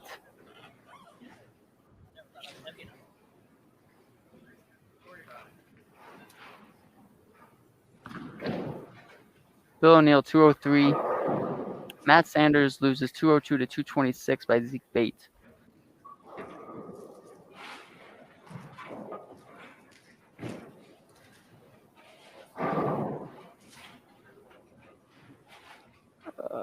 Aaron, did Jason Sterner win the match against Packy? Let's see if it's still up on live scoring. Jason Sterner, 234. Max for Packy, 225. So, yes, Sterner is now 4-0. Then Matthew Sanders. Let's see if he's still up there. Matthew Sanders lost to Zeke Bate, 226 to 202. I do see this one. Gotcha. All right. So, yeah, Sterner's way over on 75 and 76. 234, 223 looks to be the final tally there. So, looks like Sterner is the lone undefeated player left in the field.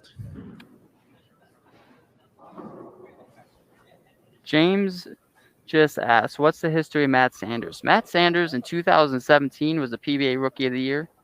I believe he won his first title at the Plastic Ball Challenge that same year. He made the World Championship show as well in 2017. 2018 was a little bit slower of a year. I believe he made one show in Indianapolis. And then since then, he's had a little bit of a rough stretch. But he's sounded good. Looks like he's on his way back. And he is competing at a very high level here. Just needs to win some matches. And, he's up against Jesper Svensson next on 33 and 34. So the battle of the lefties. Jesper's having a really rough start. I gotta believe his hand's playing a huge part. Sanders titled the PBA Extra Frame Billy Hardwick Memorial Open back in 2017. And you are correct, a couple shows in 2018. My bad on Anthony's last name. It is Nair. It is. That is my bad. It is spelled Neuer. But it is pronounced Nair. Nair, like buyer. Yes.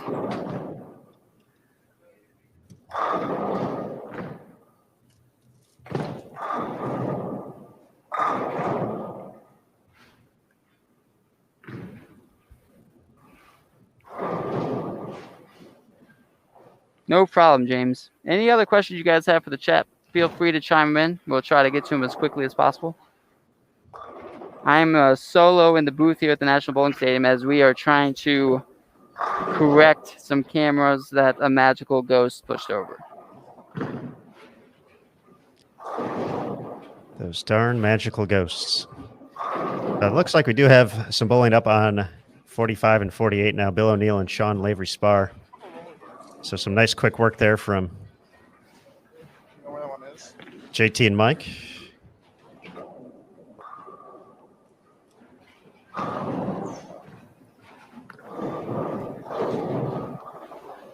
All right, so what are we watching here? We're going to watch Barnes and Sam Cooley? Unless there's something else intriguing out there for you. No, I think this is a good matchup. I'd like to see Barnes has had a rough few game stretch here. I'd like to see what he changes up. Sam Cooley is also, compared to how he was bowling this morning, is backed up just a little bit. So we'll see what's going on here.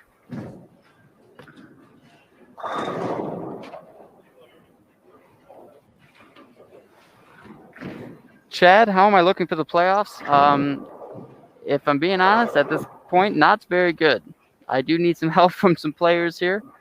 I need some guys to win some matches for me. But we'll see. You never know. You never know.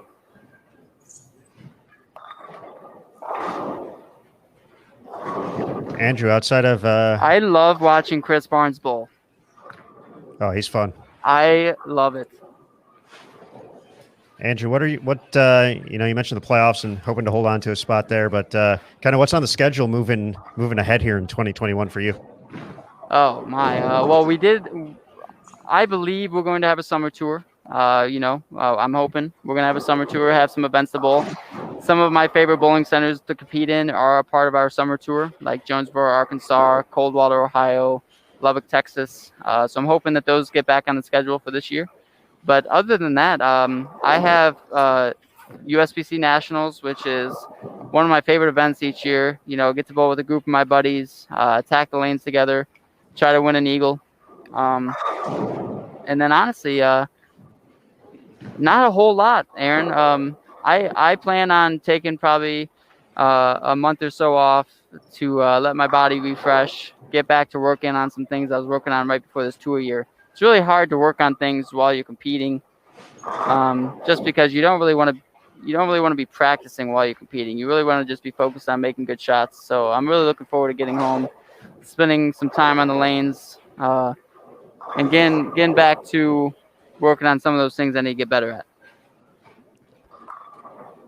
A fun Andrew Anderson fact from the Open Championships. He shot a 300 game at the 2019 event in Las Vegas to join his brother Matthew in having 300s at the OC, which is pretty darn cool. You didn't even tell him the fun fact about that, Aaron. Well, I didn't want to do that to you. I follow the 300 up with 133, I believe. Yeah, and I think I got a follow-up to that one as I joined the broadcast again after Tim Foy Jr. decided he was fed up with my black clouds and messing up his 300 games and knocked a couple cameras down, although he was just the closest person nearby. He didn't do it on purpose, but JT and I have been working on that. I believe when you bowled the low game there, I remember a certain someone from the Michigan area taking a picture of your bowling ball that was no longer on the pair of lanes. Yeah, we're just going to leave that out, Mike. The ball I shot 300 with was the same ball I won the USBC Masters with. Which was a Rebel Yell? Rebel Yell, yes. And the next game, through 4 frames, I had 33 pins. So I had a ball change. And then the ball I ball changed to, for the next 4 frames, I had about 45 pins. Wasn't super thrilled because I was looking very good for singles with the 300. After a 133 game, you have to blame something. And that day, it wasn't me. I was not blaming myself. So I did blame my bowling ball. And therefore, that bowling ball. Jordan Richard. Yes, Jordan Richard. Photo of that ball and posted it on social media. Yes. And let's just say it was hanging out by some leftover nachos inside of a bag. I wasn't super thrilled. The ball did.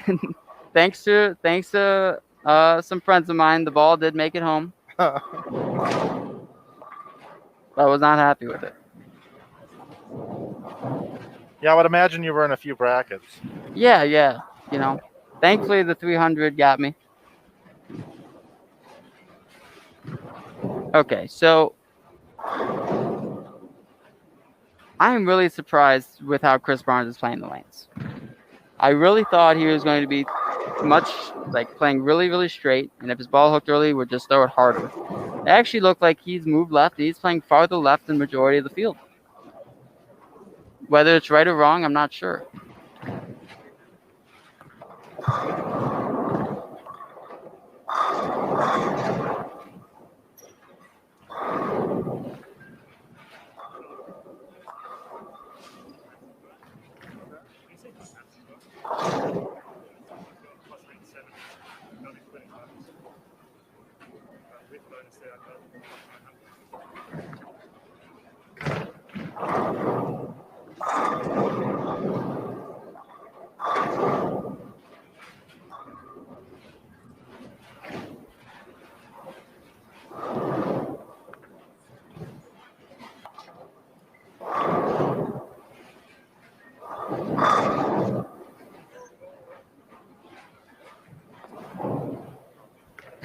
Brian the Place, will you be bowling in Pensacola, Florida soon?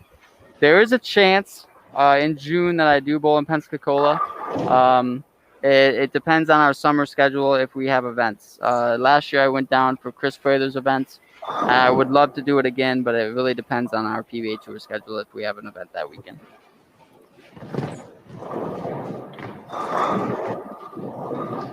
Okay, so Sam Cooley can get off to an early lead here against Chris, who is not very thrilled with his ball reaction.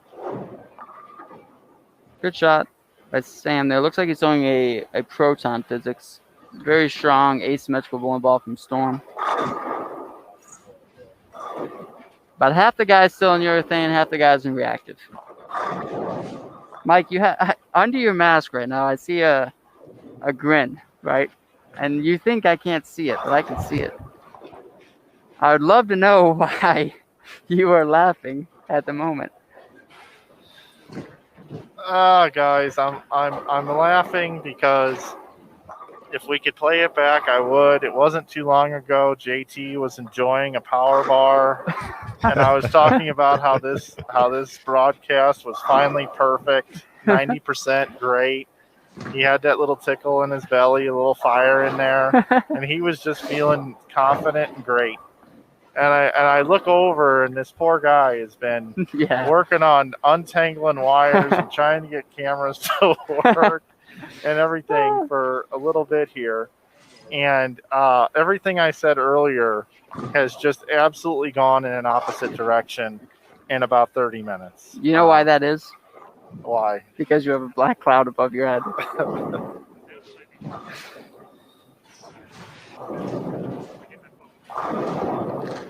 Mike, I have to ask, are you ever going to let Andrew Anderson shoot 300 again after this?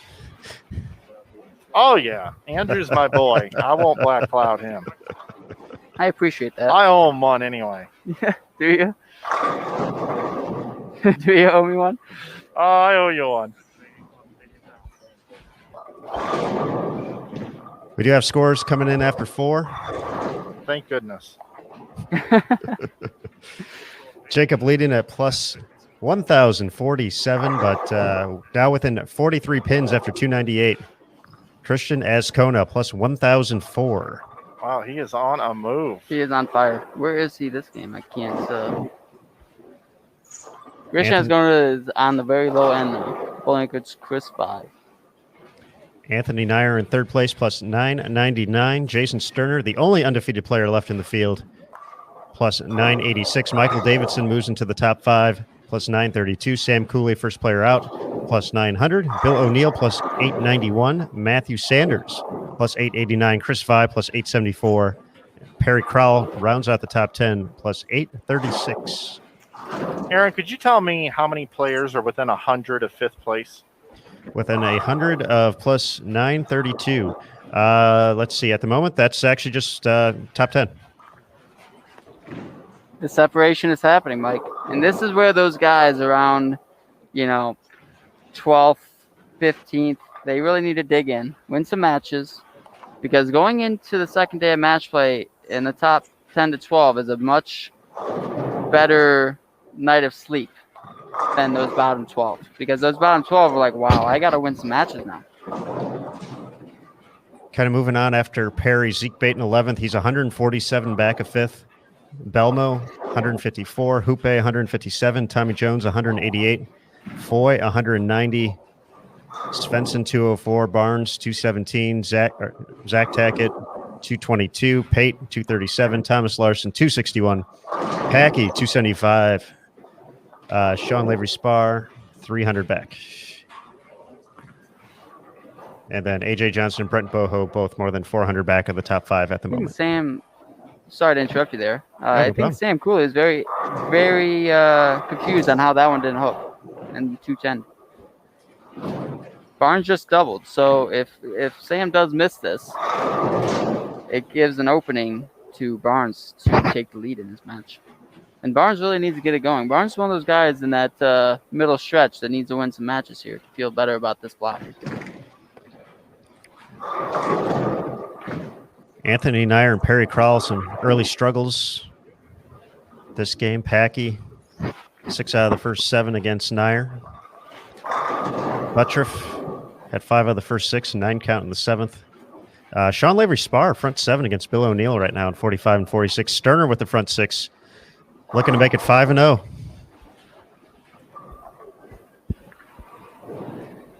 Sterner on 37 and 38, taking on Tim Foy, just off of our featured pairs here.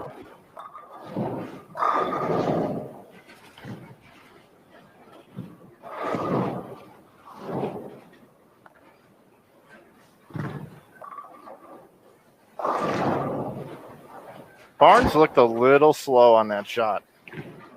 Yep. He feels like he has to be pretty perfect at the moment. It's a tough place to be, especially when there's some score to be had.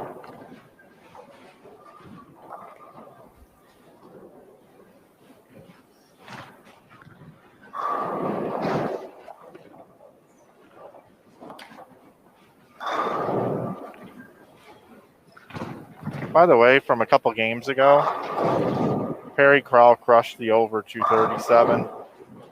He shot 235. Huh? Perry Crowell? When he was on our pair. Yeah, 235. 235? Yes. He opened in the 9th. Oh, he did? Yes. No, 225. He spared in the 10th. Yes, and Jacob beat him with 238. And you said he was going to bowl 268. 268. Yeah. And through 8 frames, it looked very promising. I set the total at 237. Yep. I came within 2.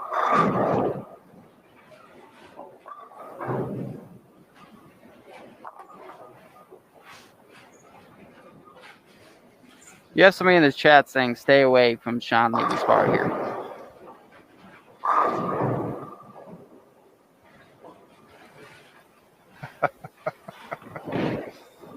I've been watching him.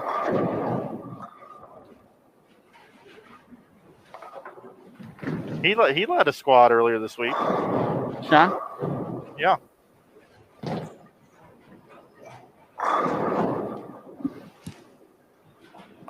We got the front 9 for Sean Lavery Spar on 45 and 46. Bill O'Neill's up in the 9th, so we got a little bit of time here, but we will want to be able to move over to that pair. I believe JT's working on that. You okay, JT? Thumbs up. Thumbs up. Okay. That was a scary moment. I was just saying on the air a little bit ago, I started laughing, but I didn't say anything, and Andrew saw me underneath the mask laughing and smiling. He goes, I'd love to know what you're grinning about right now. And I said, it was just 30 minutes ago. JT had this little tickle and fire in his stomach about how great the broadcast was going. And I completely turned everything upside down by making that comment. So I apologize for that. So you're black clouded, JT. There it is. That ain't good. That ain't good because we're supposed to talk about my future with Bowl TV tomorrow. So that ain't good. That's kind of like putting a bowling ball in the trash can at the Open Championships, isn't it, Andrew? All right, I'm gonna go attempt to redeem myself. SLS here.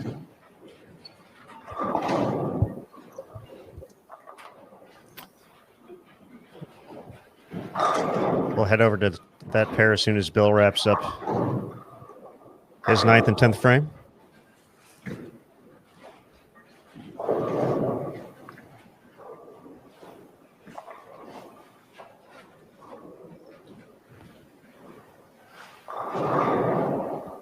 Still quite a match here with Barnes and Cooley. Game 5 of 8, the opening round of match play, the 2021 U.S. Open.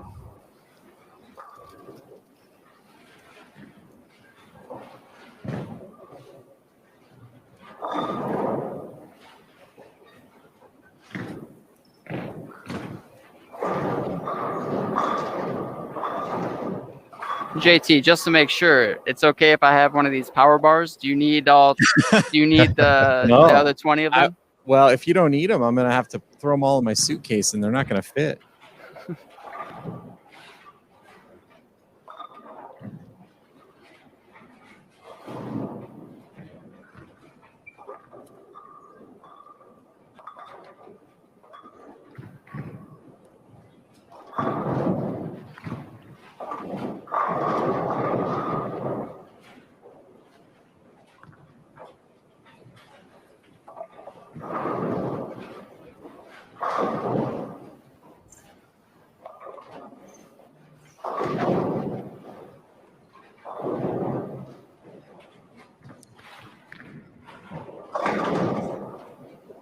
Barnes, 9th frame.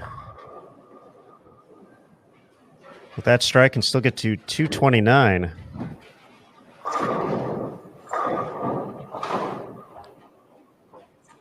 Sam Cooley still has 254 out there. So if he gets the strike in the 9th, would just need a mark in the 10th.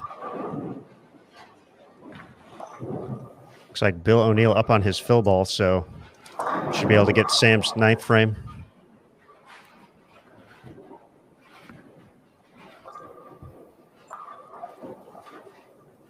Then make the switch over to Sean Lavery Spar, front 9.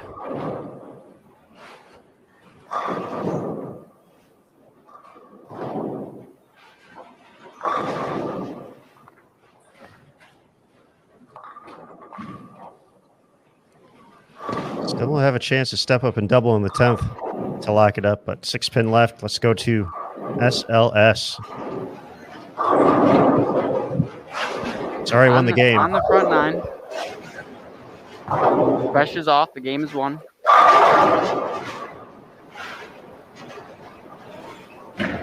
Going the gold tank. Oh, great shot. Grab 10. Great shot. Great game. Fair here. Puts him in the 270s.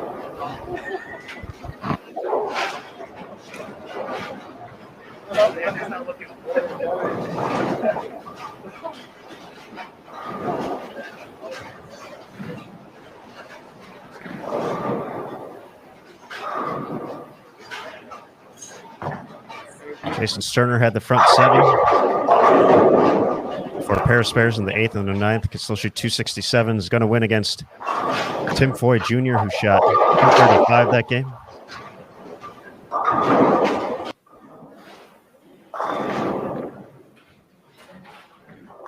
Tenth frame, Sam Cooley.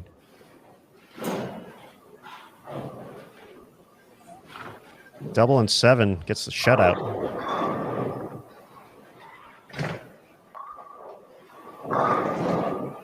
There's one.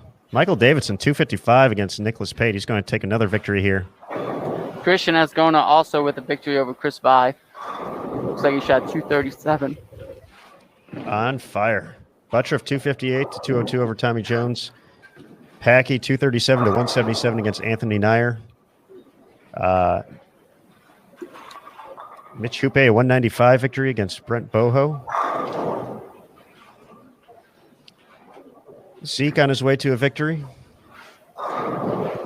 Same for Zach Tackett over Thomas Larson.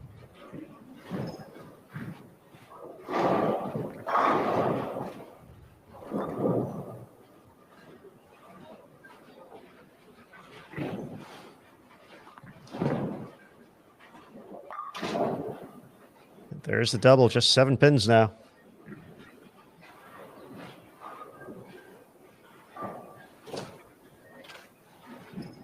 To lock up the bonus 30 for Sam Cooley.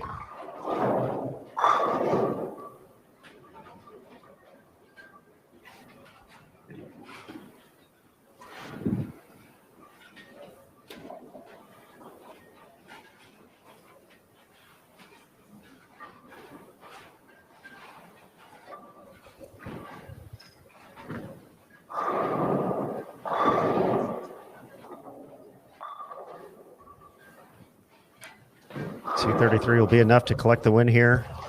41 and 42. There's 3 games remain here today.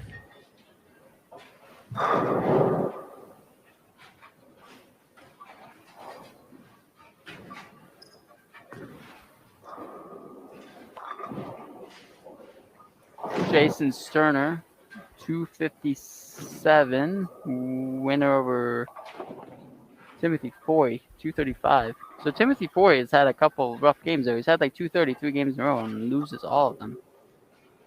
I believe it's 3 games in a row. He had 233 in game 4 and lost. Yes. Okay. And now, next game, Timothy has to go up against the red hot Christian Ascona. After a 190 loss in the first game for Christian, 278, 268, 298, and 237, all victories. So he has raced all the way up into second place.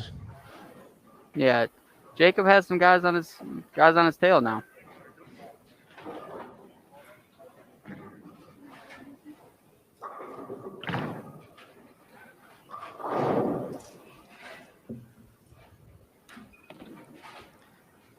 Andrew, you think that's a good thing or a bad thing in this situation? Jacob's gotten off to such big leads in the past. You think it's better to kind of have someone pushing you the entire way instead of getting miles and miles ahead of everybody else? Oh, that's a tough question. If I'm Jacob here, which he is standing pretty close, I am going to try to be a little quiet. If I'm Jacob here, I probably would like to have been off to a bigger lead. I think he had a slower start than he wanted. But I think he's figured it out. His last couple games have been good. Got a couple wins.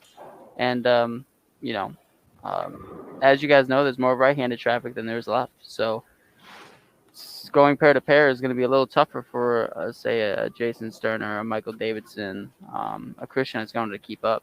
But if somebody on the left side figures it out, I think it's going to be really tough to keep up. Because I do think the scoring pace is pretty even on both sides. And when the right side just gets a touch harder and they go to a pair that's just a little different, it can throw things off for a few frames, even a whole game. Aaron Smith, are you thinking about what pair to go to next? I am. You know what? You know who I'd like to see? Who we haven't watched today? I've got two matchups, but go ahead with who you got. Mine would be, it looks like we have Michael Davidson against Tommy Jones. Yeah, that was third on my list. I've got Belmo versus 11 versus 22. AJ Johnson, and they were paired up together in qualifying. And then I've got Chris Vi and Jason Sterner. Ooh. We can't watch that pair. 43 and 4. Oh, you're right. It is 43 and 4 that game, isn't it? So we're gonna. I mean, let's take yours. let's take Aaron. Tommy and Michael. 55. Yeah, 56. let's do that. And Andrew will give us some great insight into Michael Davidson's game.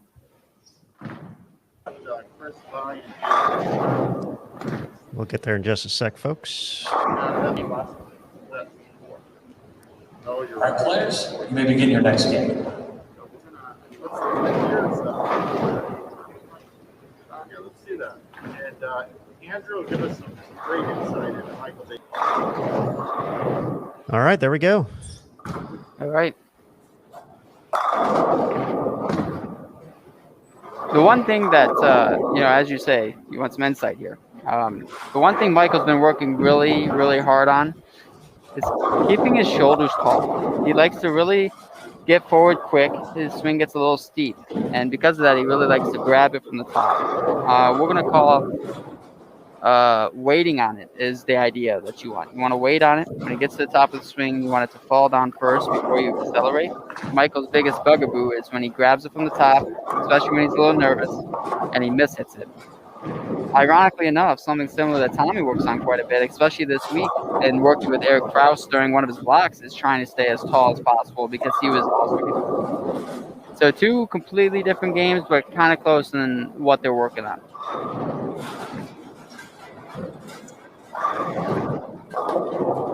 And I am fairly surprised to see them both still in urethane.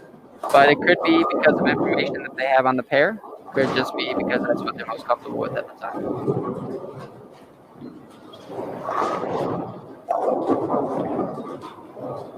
Mike, what's your over-under here? You're just tuning in.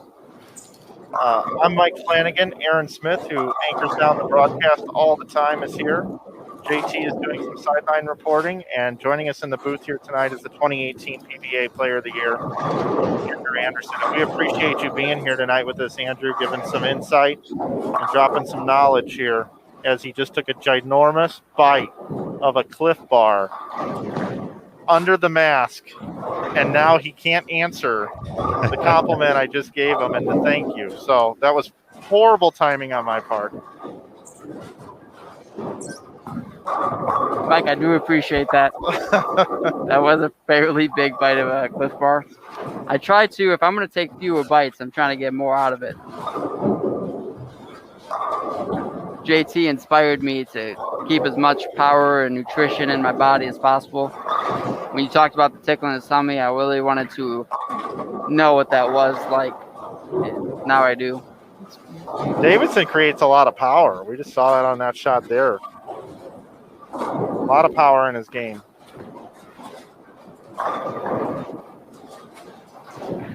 I really do think that this matchup is two similar type of bowlers. Tommy, when he first came out on tour, he was one of the power players, you know? And he hasn't lost much over the years, but now you have guys like Jason, guys like Jesper, Jacob, who creates all this rev rate. But Michael and Tommy are not short on it, not by much.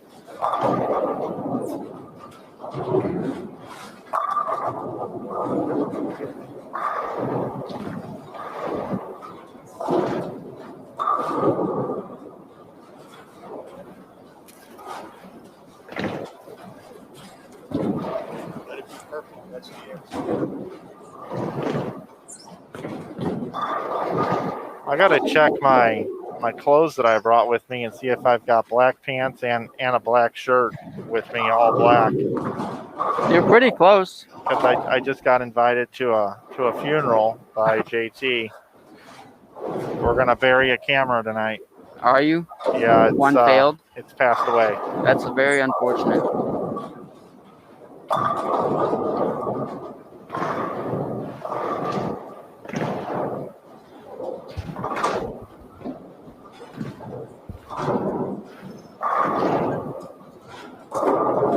Tommy Jones, the first to miss here.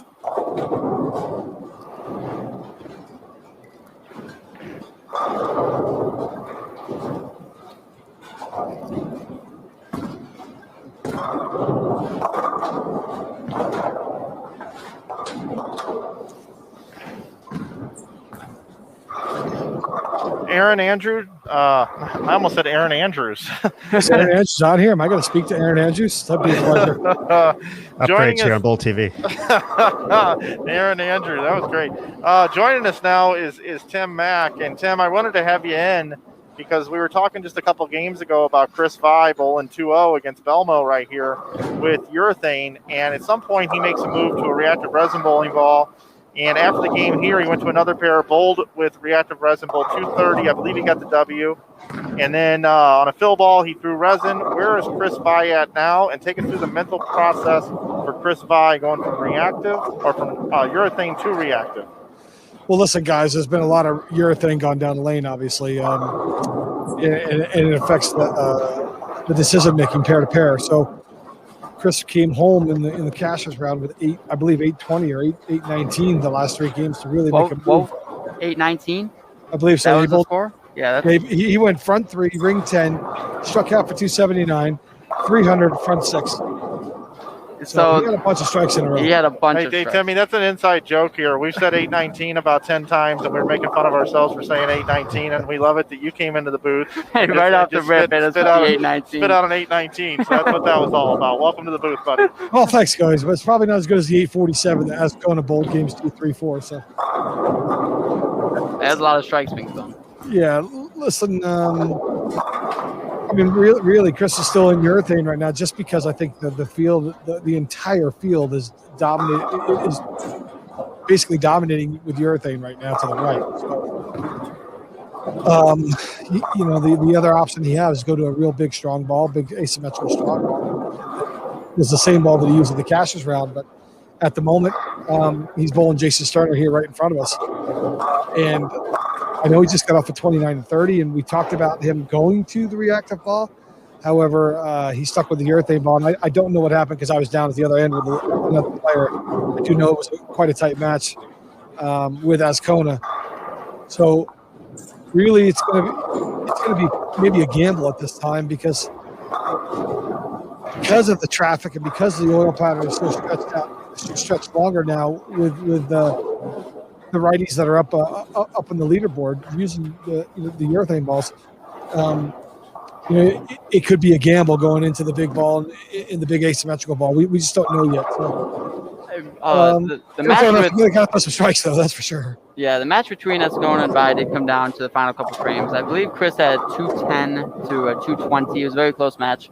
I'm just curious to see, because Chris has thrown a lot of good shots, right? And like, at what point, like now that he has a double, it's a little more comfortable. But at what point, how many 9 spares can you really take? Because the match against Belmo, what we're talking about is he just threw so many good shots, a couple swisher 7s, couple rep 10s. It's just a tough one when you're throwing good ones. They're not going through the pins the right way. But again, like you said, there's so much urethane, and pair to pair matters. There's so much urethane on some of the pairs. Yeah, and with the scoring pace, Andrew, you really don't want to shoot yourself in a put ball 170 and then lose 80 pins in a hurry to the field. So, listen, there's going to be a time and place. I agree with you that he's going to have to gamble, I believe, and go to the reactive ball. But it's going to be a judgment call on his behalf, and if he feels comfortable enough to do it. I mean, he's bowling so good right now. Yep. And he's been bowling great in every major championship. It seems like he makes every single show in the majors right now. First thing I said on the show is we need to find a nickname for Chris Vi, because I believe it's 6 or 7 major shows in a row. I don't know the number, but it's a large amount. It's at least 4 or 5 of the last 6. I know. I mean, he didn't make the show at the TSC only because he's not in the Tournament of Champions yet. So. Right. It's an impressive run that he's put on, and I think we just have to wait and see what, we'll get some communication with intel from him, and see what he wants to do, and see where his mind is, and see how comfortable he is to go into it. But obviously that is the next ball, and it's funny because the other guy that's up there on our staff is Sam Cooley, and he's using the big asymmetrical ball at the start. But he's struggling a little bit down on the end. It looks like on 31 and 32, he's got a couple opens in this match against Matt Sanders, who looks like he has the front 4 or 5 strikes. So, you look at two guys that are up the top 10 that are attacking the lane in the same part of the lane, but attacking it with different strategies. Sam using the big, strong asymmetrical reactive ball, and then obviously Chris Vi using the urethane ball. But we are in the state of Nevada. It might be time to gamble, so we'll kind of see how things go here. We'll see if he made the change with 3 games ago last block, and maybe it's the last 2 games of this block, but we'll see what happens as the match goes on with Sterner. Do you think that as much urethane was thrown this morning as tonight, though? Listen, there was plenty of urethane thrown this morning, but I think it's been dominated. It's been dominant tonight. It's really been the talk of the first 8-game round robin. It's clearly affected the guys that were throwing reactive. So it's a pretty tough setup right now. Yeah, I mean, every pair that we've watched, at least one of the competitors, if not both, have thrown urethane. The one thing that I do think that I noticed is Sam Cooley, the thing that he has going for him, I know he's having a little bit of a rough game this game, but majority of the time he can actually get the ball farther right than some of the guys throwing urethane because the ball's so strong. So I'm curious to see on these last couple of games what guys look at that. In front of us in the match against Jason Belmonte went to a idle and actually started curving it and had some ball reaction. Right. But again, pair to pair, I mean, it's really hit or miss. Yeah, there's no question about it. And the thing that urethane does do for everybody else that's watching, it blends out the transition and the decision making when you're changing pair to pair.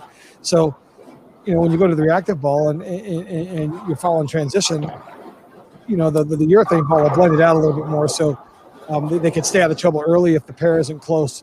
And you can see that in some of the scores where the guys that are using it right now. So we'll see what happens, guys. I'm going to go down here and talk to Chris and see what he's thinking and see what he's feeling, and I'll probably give you guys some intel on where he's at and where his mind is. We surely appreciate it. Appreciate you guys as always. Thanks, Tim.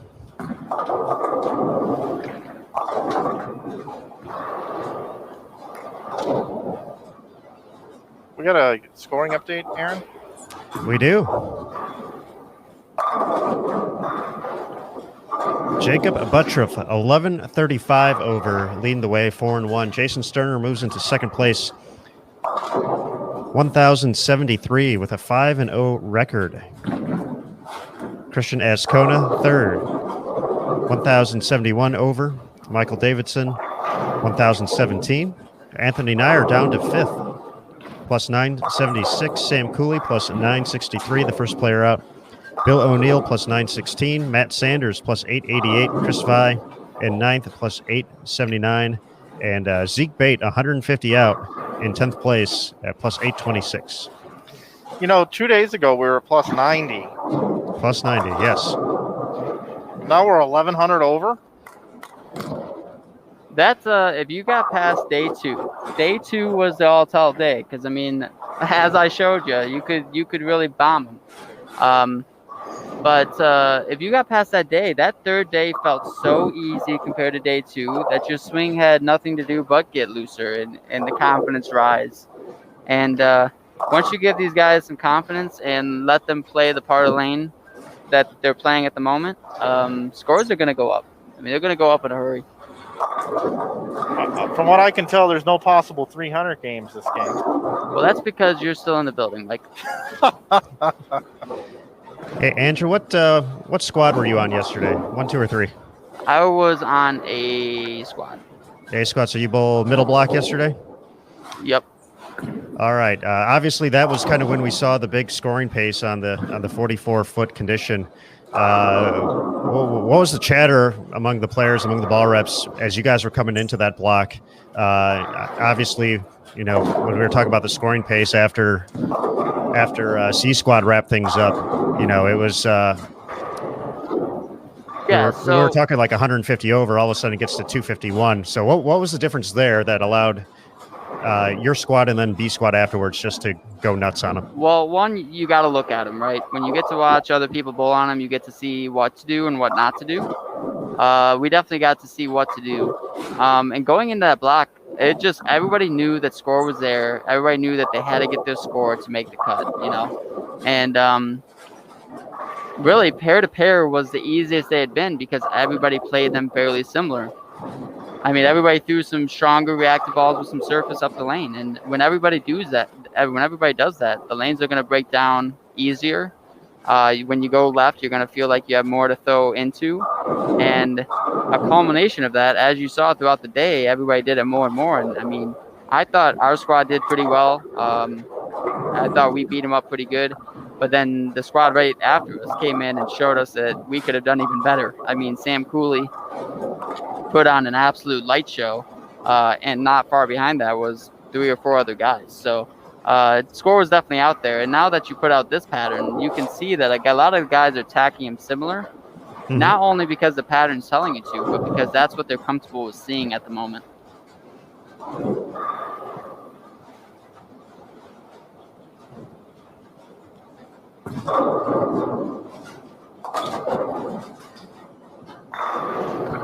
Good matchup on 51 and 52. Between Packy and Bill O'Neill coming down the stretch. Let's see if we can get that one up real quick.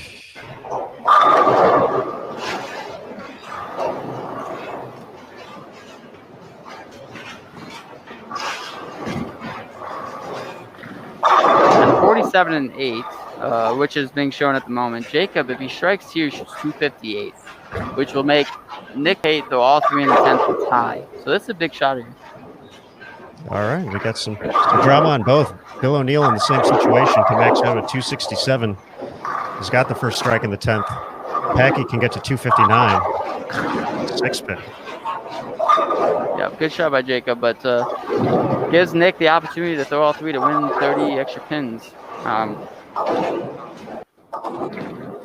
Bill O'Neill needs this one to shut out Packy.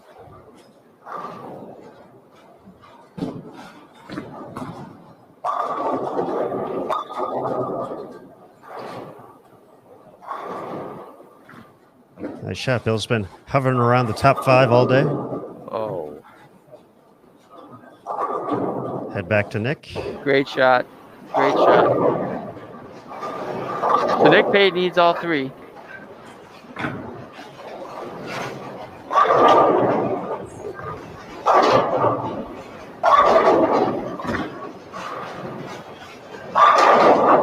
Oh. Log right in front. So Jacob Butcher sneaks out another win. Strayman sneaks out. He's shooting 250. He wins another game. Back, if you want to switch back, if you can, to Tommy and Michael, some interesting drama is happening at the moment now. Sure. Tommy 7-10 in the 9th, and now can make a spare and strike to force Michael Davis into double, I believe, to win the game.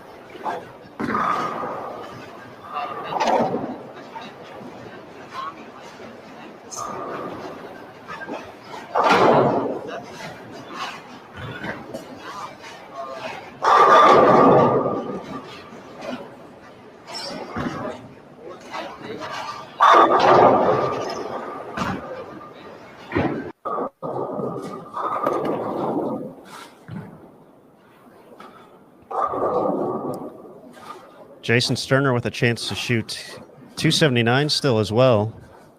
Ascona 248 in a victory. Here's Tommy's fill ball. 9. So I believe that's strike 9 spare, or strike any spare is good for Michael.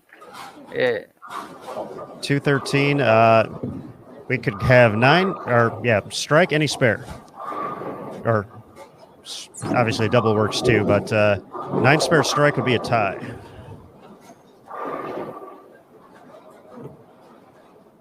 So needs at least 9 on this first to have a chance to half. Okay. Strike and win it. Jason Sterner did get 9. Looks good. 4-pin. So he needs a spare and strike to a tie. Mm-hmm. Jason Sterner marked in the 10th, so he shuts out Chris Vi. He can shoot 258. Chris Vi's max is 248. Yep. 6-0. 2 more to go.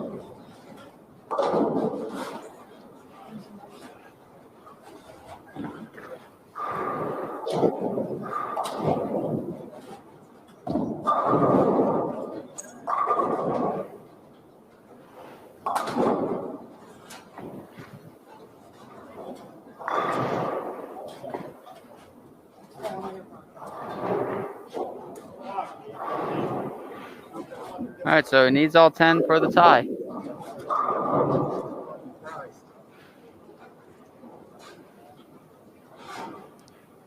For 15 valuable pins.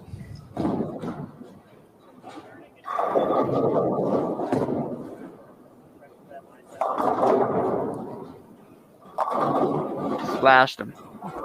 So that's a tie. Through 6 frames, I thought that was going to be a huge scoring match, so it came down a little bit.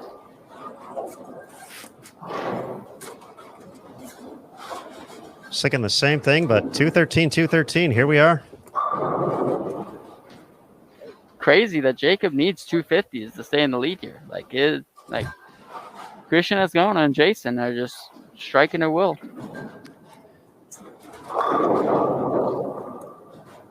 Matthew Sanders with a 256 win over Sam Cooley, 181, it looks like.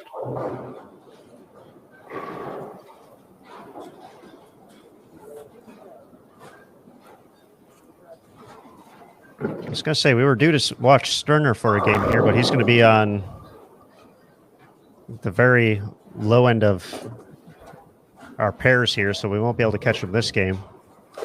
He does bowl Thomas Larson on 55 or 53 through 56 in game 8. So what's intriguing you this game, Andrew? Well, let's see what we got here for a second. We have we have Anthony Nye and Tommy right in front of us. We have. Let's wait just a second. Let's see what we got popping up here. I think an interesting one. Do we have 37 and 8? We do not. Okay. We have 39 and 40, but that's not up this round, is it? No, it's not. Okay. Because Christian Ascona and Matthew Sanders are bowling against each other, and that's a battle of the top 7. But I don't think we can watch that one. So, I don't know. You pick. I'm in for whatever. I think I think Nicholas Pate, Bill O'Neill's an interesting one.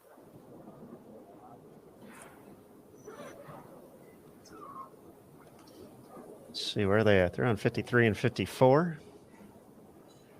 519 is that one?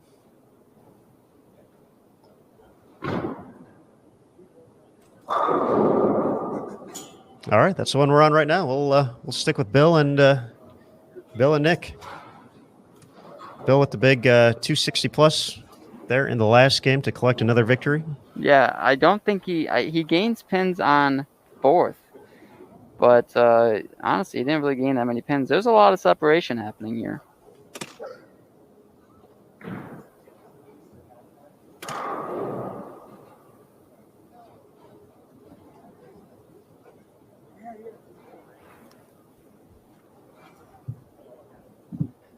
Folks, as we get toward the end of our broadcast here, we still got 2 games left to go, but we still have a giveaway to do this block. So let's go ahead and get that prepared here in the next couple minutes or so everyone can get ready, have a chance over on bowltv.com to take home a prize. We have another Amazon Fire 7 tablet to give away to one lucky Bowl TV viewer. So we appreciate everybody joining us. We appreciate all the questions in the chat.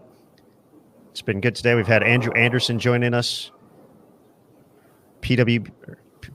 yeah, Aaron. PBA. There we go. See, you think after It's 2 been a weeks of long this, day, I huh? would be It's been a long out of day. it. PBA Player of the Year 2018. Andrew Anderson joining us.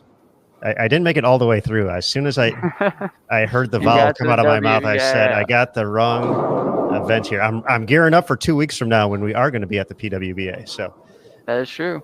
Tour's coming close. But folks, the giveaway is easy to do here on Bowl TV. You'll see a prompt in the bottom left-hand corner of your screen. It'll say a giveaway is about to start soon. You wait for that opportunity, that moment.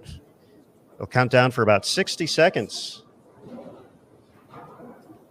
Then you'll see another prompt that says the giveaway is underway. There'll be a button that says submit entry. And that is all you have to hit, submit entry. And you'll have a chance to win.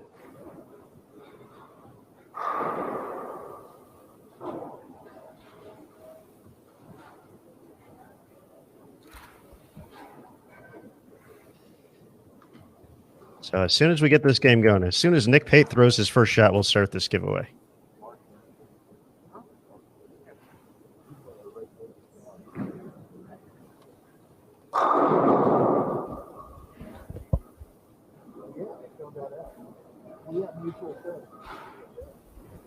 Let's see, where are they? Let's check live scoring. Justin Goodman. Yes. Thank you, Erica. I'm going to guess her last name is Goodman, for letting Justin watch this live stream tonight. We appreciate you. You know, I promise you, he is not wasting time.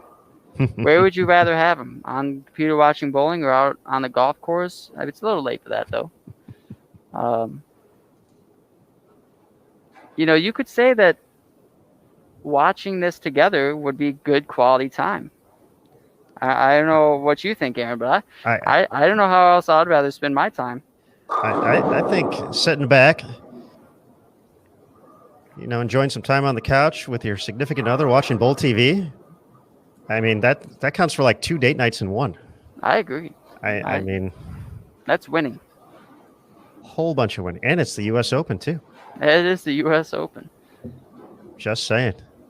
Date night opportunities on Bowl TV, folks. So I think they had a little bit of a slow match on the high end, so we should be getting started here any second now. As we wait for that, let's remind folks of $49.95 promo deal at the moment, and just to take a look at some of the things Bowl TV offers. Here we go.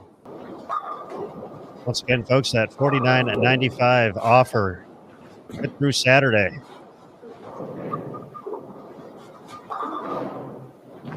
Nick Pate struck, Bill O'Neill struck. Amazon up for grabs. If you're watching full screen, might want to take it out to where you can see the chat. But let's start this giveaway up.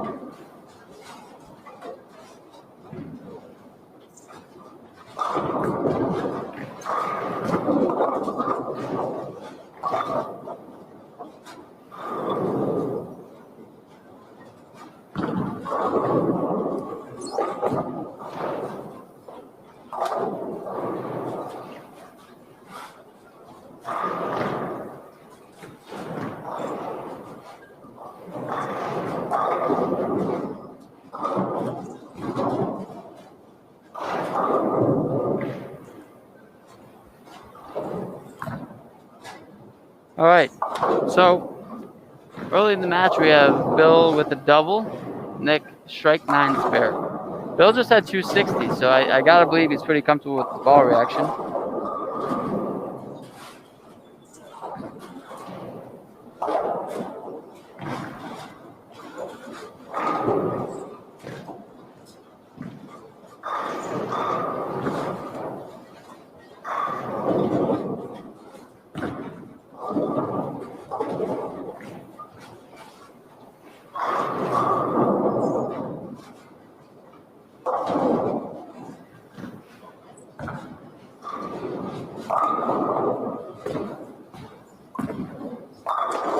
Melanie, always go blue. Always go blue. That was I thought that was a decent shot from Nick. That's got to be a pair with a lot of urethane. Those balls are going very forward down the lane. You know, this pattern started 41 feet, and by now, with all the urethane, it's on the gutter. It's got to feel like it's 43, 44 feet. So, guys are starting to go too reactive here.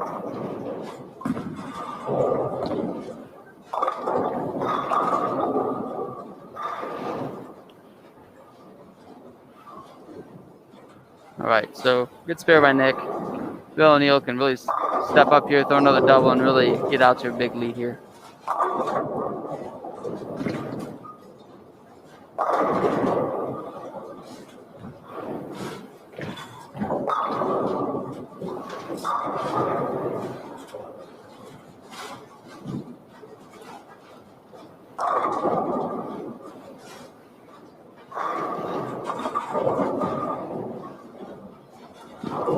All right, the folks on site getting stuff done here.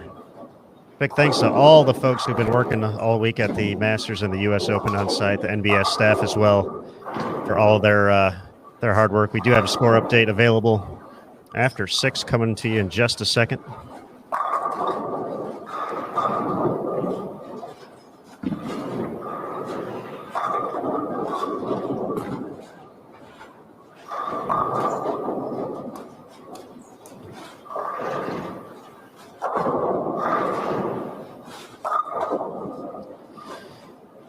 Jacob is at plus 1222 now, 5-1 record. Jason Sterner 6-0 at 1160.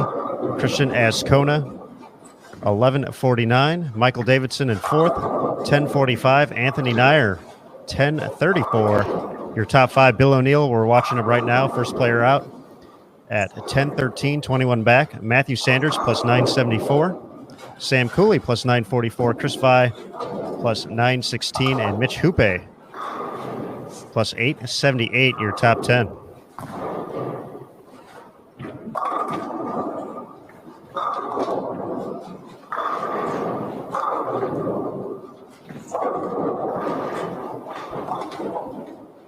right. Front 3, 9 spare. Good start for Bill. Well, if he spares it. I'm gonna mark it down for him.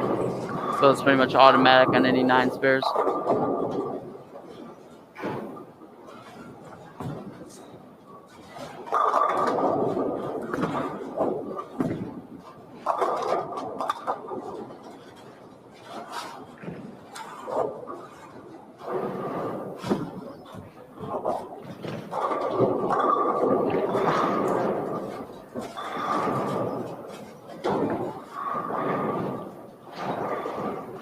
Ryan the place. Andrew's favorite city to visit and bowl, also cuisine. My favorite place I've ever bowled, and it's not really close, is Munich, Germany at Dream Bowl Palace. This place is pretty cool to bowl in, the stadium setting. Dream Bowl Palace is pretty similar. They have like 100 lanes. You can go up to the second floor or third floor and look down on the lanes. And the food there is awesome. It's a 5-star restaurant inside the bowling center that costs the same as like your local McDonald's in America. So it's really not even close for me. I would go back to Munich, Germany, any chance I get.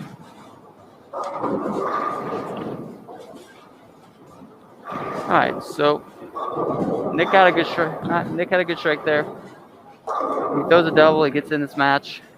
Put some pressure back on Bill.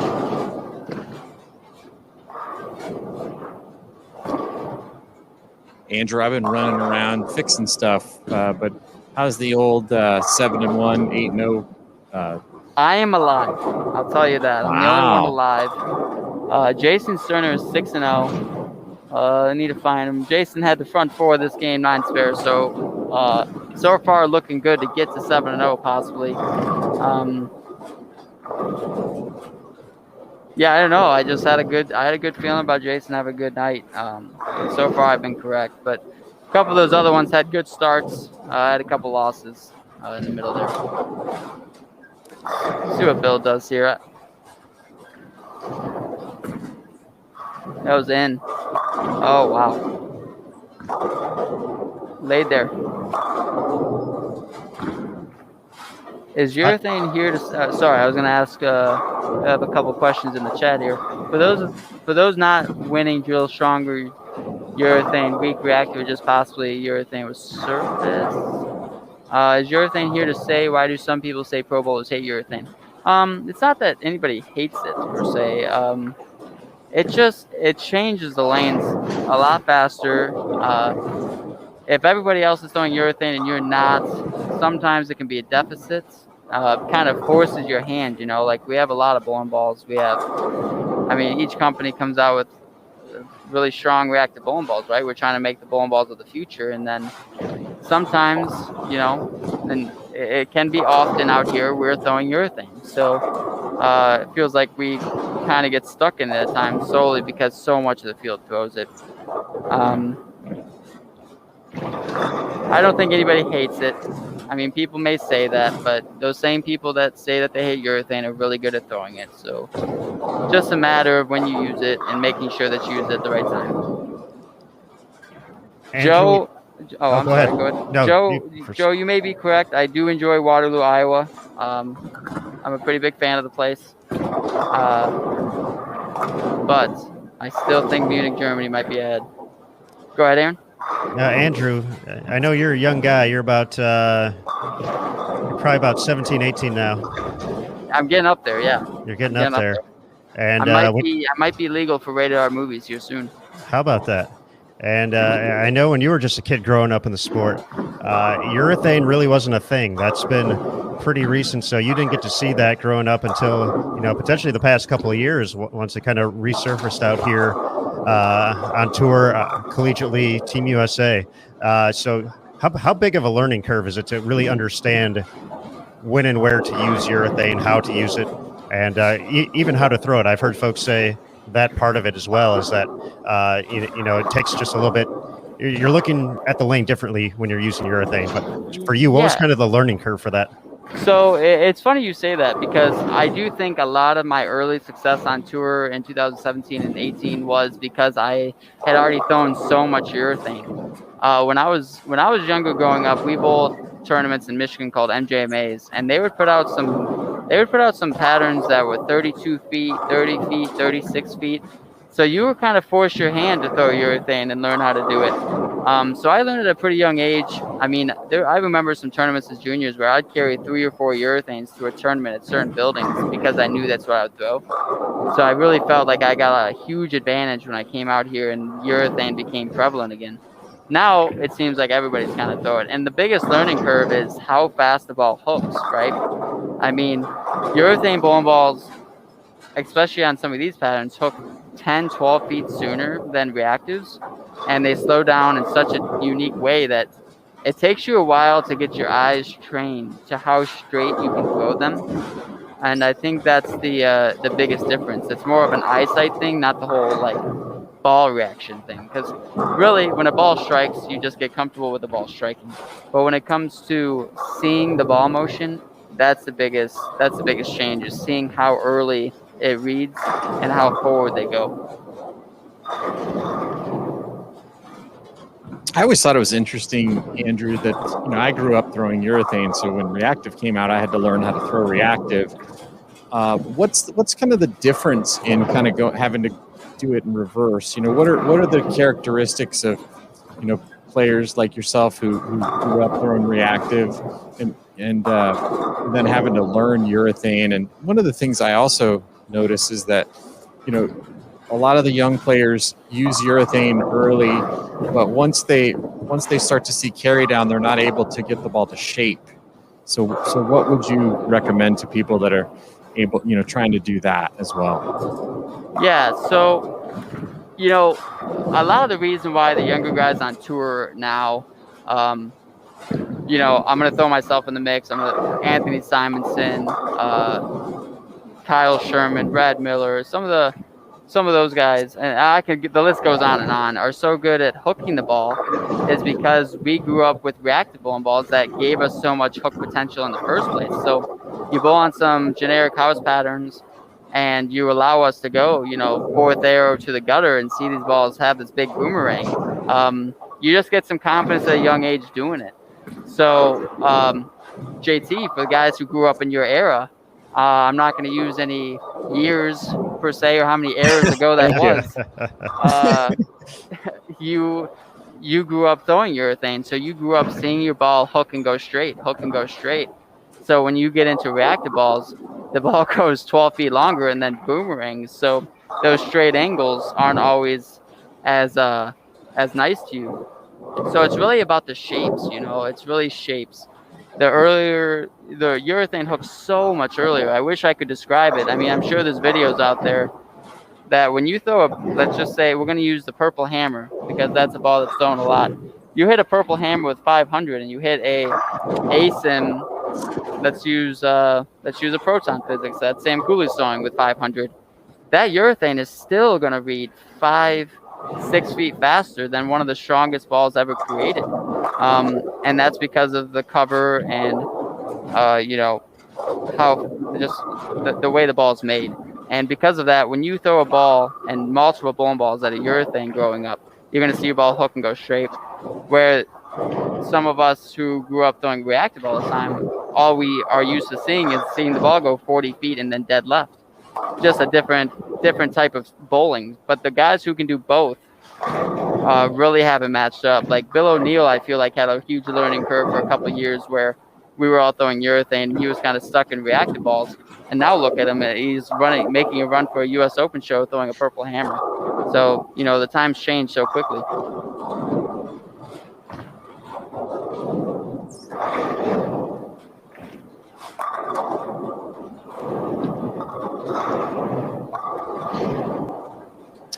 One of the interesting things that happened when reactive came out were there was a crop of players that had kind of figured out a way to bowl that gave them an advantage. Pete Weber was one of them. Robert Lawrence, Bob Vespi, Del Ballard, Chris Warren, a bunch of players that are in the Hall of Fame or were really good players before reactive came out. And then reactive came out and it kind of neutralized that advantage they had of being able to get the ball to hook late on the back end and create more angle.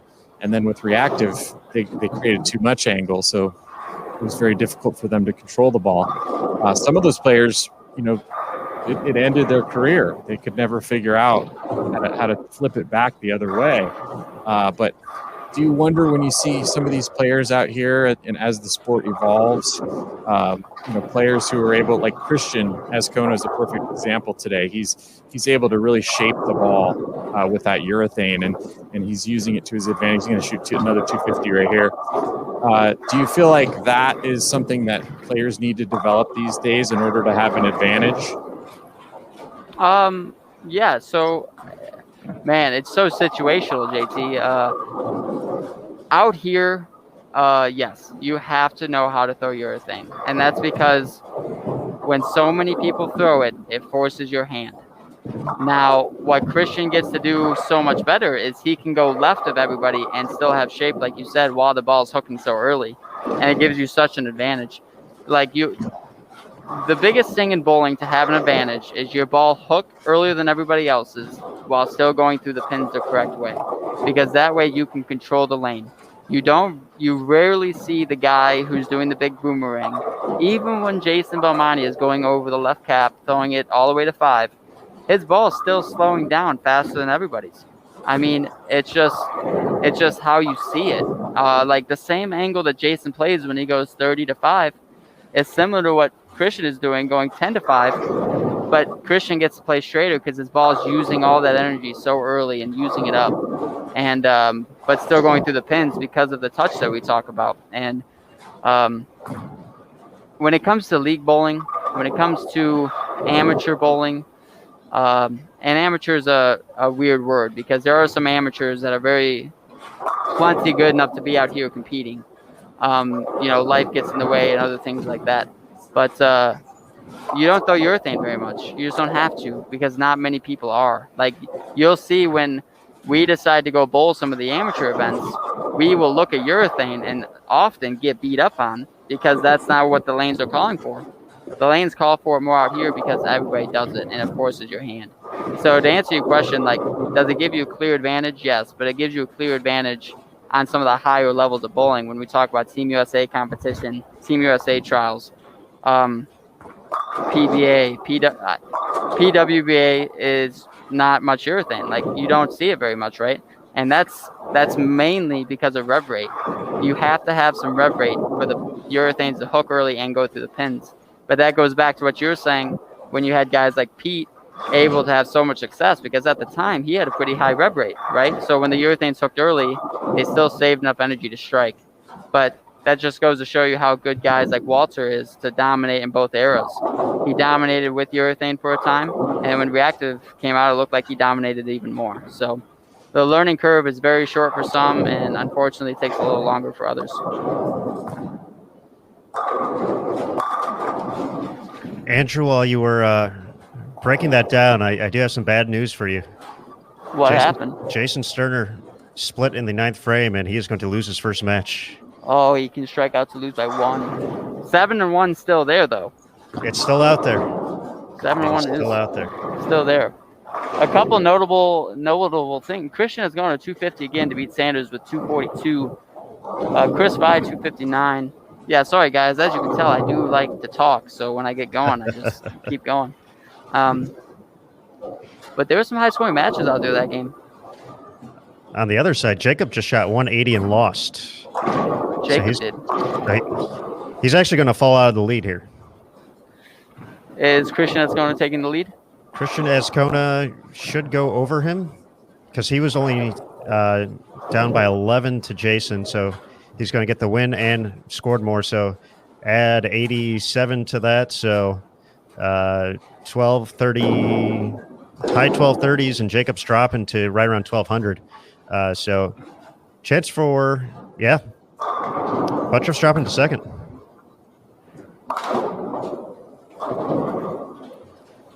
For the first time, potentially. In this tournament. He led on A squad, and then other than a few folks getting ahead of him before he bowled his squad. Kevin Cantwell. How do I feel about that? Does it frustrate me that I have to throw urethane because the field is, or you just see it as the way things are now? That's a good question. That's a great question. So if there's PBA on the name, I'm going to bowl events, right?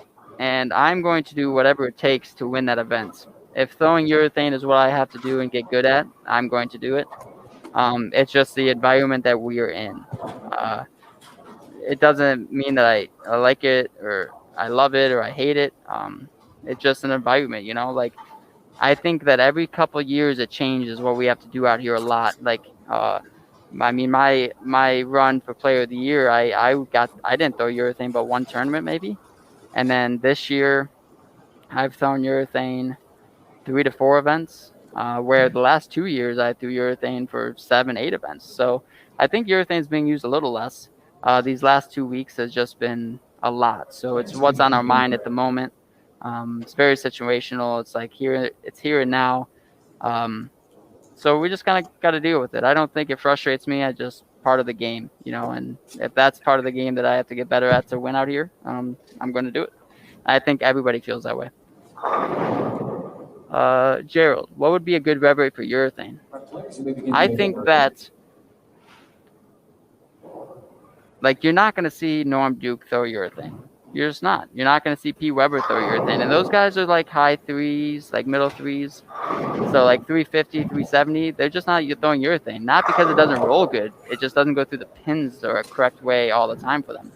Where you see like an AJ Johnson, you see Jesper, you see, even Jason Sterner. Jason Sterner has like I want to say he's like 420 to 450. I don't know for sure. Don't quote me on that. But he's throwing urethane these last 2 weeks. Almost every shot, and he is crushing it. So it doesn't mean you have to have a high rev rate for it, but I do think you have to be around 400 for it to be sustainable for a long period of time.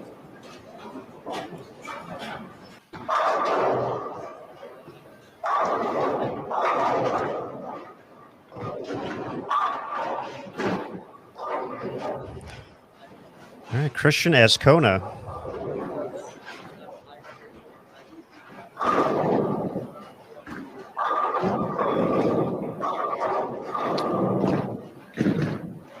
Not sure if it gave him the bonus pins there or not. But showing at plus 1207 up there.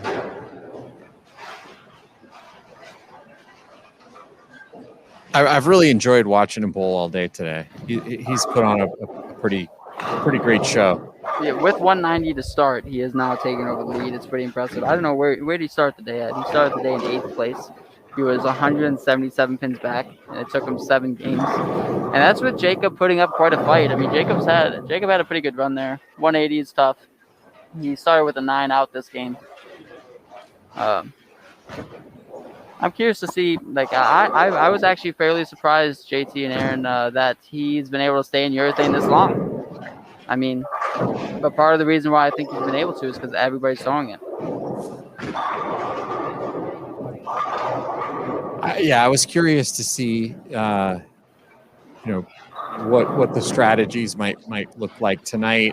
It doesn't seem like they're quite as high scoring, this evening as they were earlier today. Although, I feel like there's 6 or 7 people that have him pretty high scoring, and then past that, it's been pretty phased out. Christian before last game, he'd gone, after his 190, 278, 268, 298, 237, 248. So for me to say they're not high scoring, right? I don't know about that, but they're high scoring for some people, that's for sure. Yeah, for sure. But it basically looks like a lot of folks thought they were going to end up going a certain way on this pattern.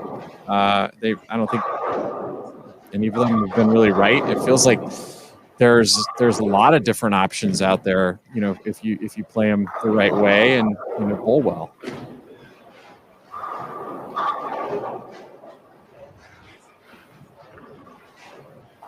So based on, I'm always amazed when I watch these events that, a whole squad will come out the next day and you'll just see something that you didn't see at all the day before, right? Yeah. Is there anything that you're expecting to see tomorrow that players may try coming in? 100%. I think that the urethane balls are going to have way more surface, which is going to transition lanes quicker and in a more violent way. And what I mean by that is there's going to be more early hook and there's going to be more tightness down the lane. And when that happens, guys like Christian are going to have even more of an advantage because they can go around that spot. But you're going to see, I think you're going to see guys like Belmo throw a lot of heavy surface urethane. I think you got like Chris Vi. And when you go to those pairs, they're just going to react in a more violent way. And I do think that'll bring scores down a touch.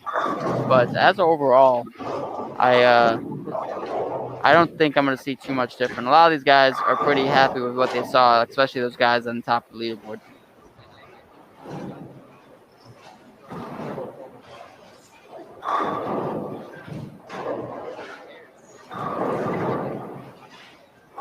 We just did see the adjustment up there. 12:37 now. Christian's running total to move into the overall lead. Still waiting for the standings to make it official, but Jacob 181 the previous game.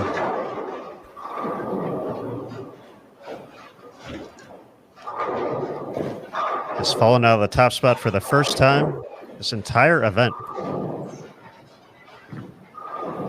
How nuts is that? That is crazy.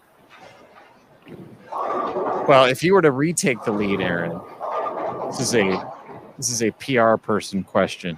If you were to retake the lead this game and go on to lead the whole tournament, would it still be a wire to wire? That's a good question. I truthfully do not believe so. But it would be something to talk about this one single game if that happens that way. I don't think I don't know. Jacob wasn't super thrilled today. Matt, you want to come in and defend this? Matt says yes, because it goes by round.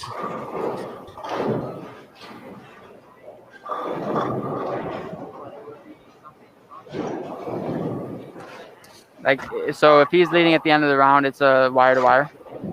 Yeah, that's what Matt's saying. He said he got passed during one round earlier in the week, and I think Matt's just saying that because it would make his story longer and more complicated if that weren't true. I see both sides of it.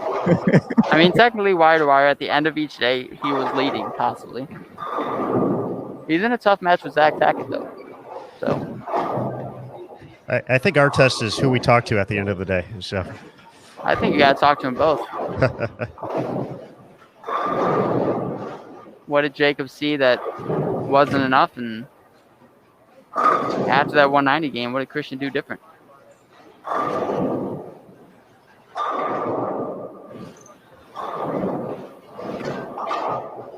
Well, I'm going to let Aaron read the score update, but you are going to need a win from Jason Sterner this last game to go 7-1. Yeah, where is he? Yeah, he has Thomas. Thomas has a front 4 against them.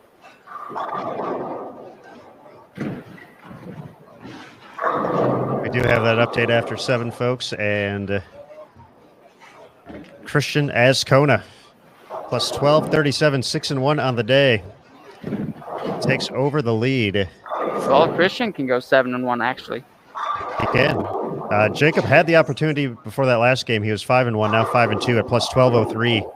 In second place, Jason Sterner plus 1184. Michael Davidson, he's 5-1-1. He could go with the old 6-1-1 today. 1134, and then Bill O'Neill, your top 5 right now. 1077 for Bill. Up next is Anthony Nyer, 49 back at plus 1028. Matthew Sanders at plus 1016. Chris Vi plus 1005. Sam Cooley plus 949, and rounding out the top 10, Mitch Hoope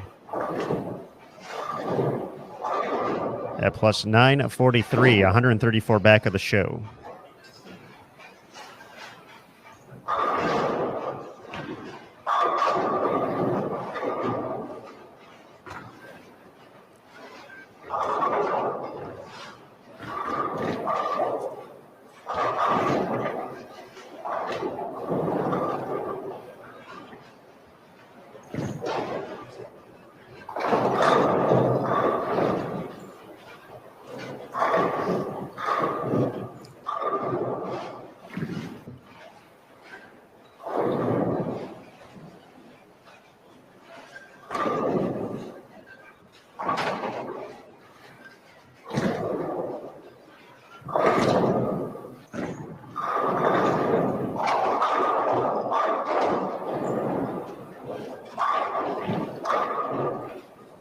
So if Christian doubles here, he's going to be 9 down.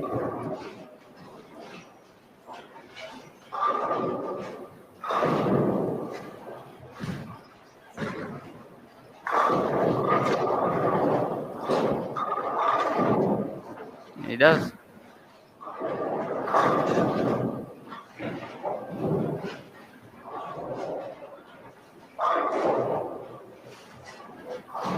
it feels like watching Christian.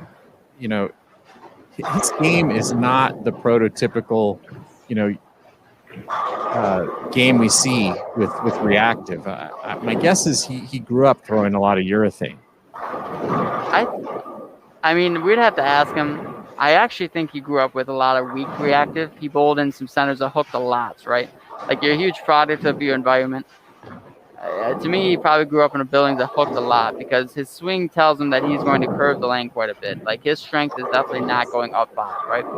His strength is not Chris Barnes' strength.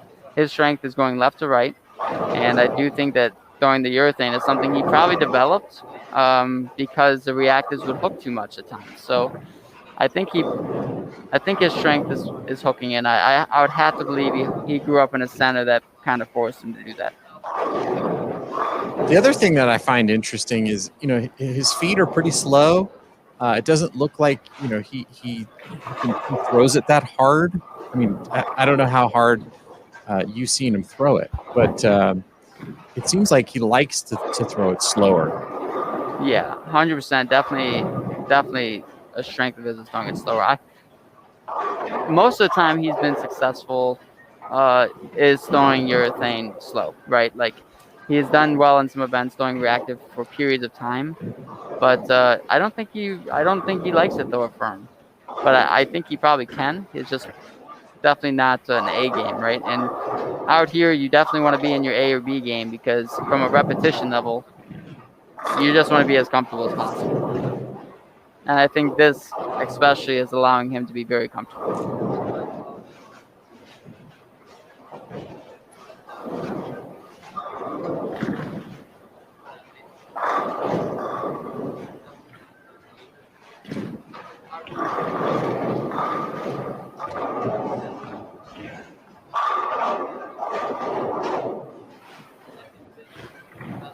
I know Mike got the chance to talk to Brent Boho a little bit earlier this week, and for Brent, this is his first cut here at the U.S. Open this year. Had tried to get some things started in 2020. Obviously, we all know what happened in 2020, but has been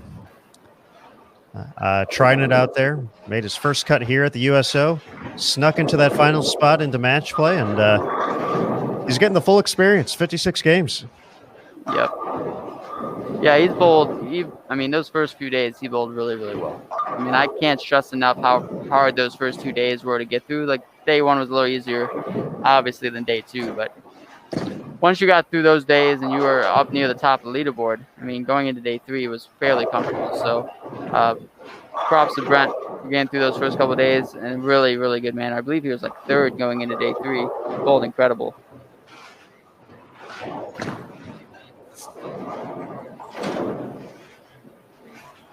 Well, it's going to be close here this last game to determine who leads going into the final day of the U.S. Open. Jacob Buttriff. Jacob can match with Zach. Yeah, Jacob can throw all four here for 236 to shut out Zach, who can shoot 228. And then obviously Christian's in this tight match where he can shoot 249 to Brent Bowe's 279, I believe. And Jacob, can't really see. Sterner with a possible 245 going against Thomas Larson.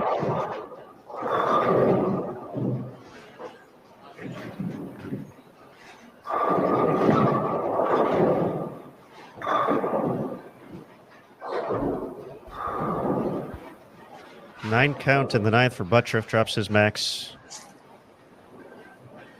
to 235. Excuse me, 225.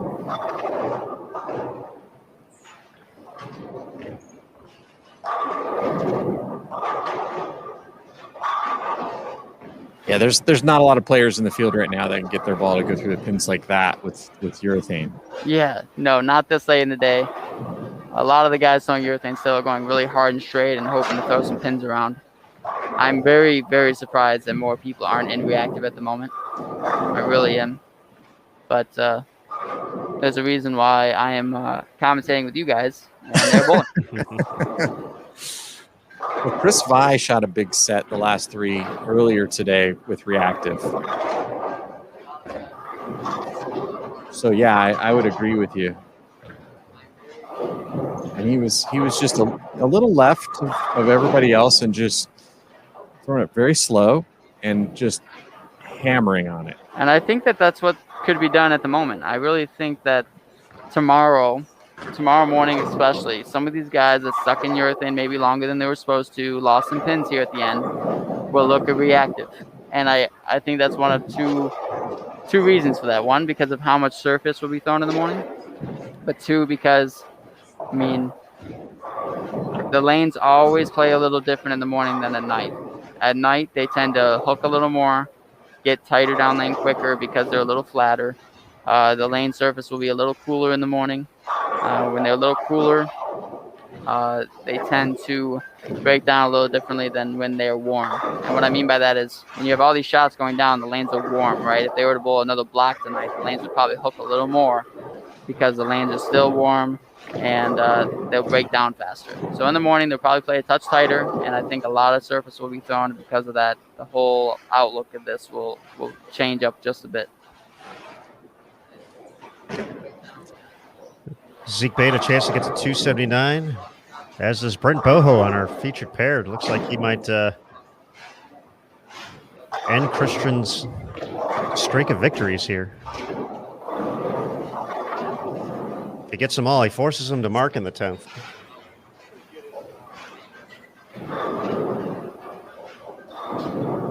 Zach Tackett. I'm sorry, Aaron. Zach Tackett needs a strike to beat Jacob. That's exactly where I was going. 225 in the books for Jake. Sterner can max out at 245, as can Thomas Larson on 55 and 56.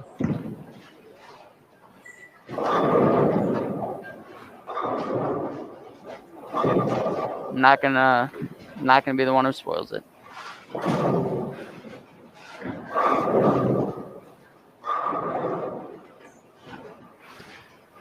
I will. He didn't strike. Jake's going to get the win. Feels weird calling him Jake. I don't know why I did that just there. It's Jacob. I call him Butters. I like Butters as well. Buttercup. You can call him Buttercup. Buttercup's nice. So that gets Jacob to plus 1258. So that means if Christian can spare this 2-8.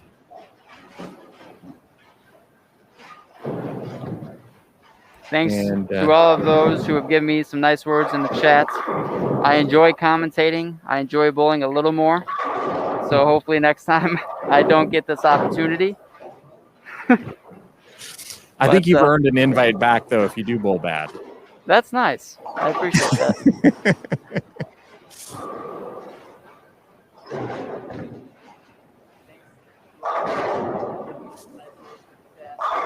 Shout out to John Ho and Charlene and Bo for chiming in tonight. Shout out to all of you chiming in tonight. I know it's late on the East Coast.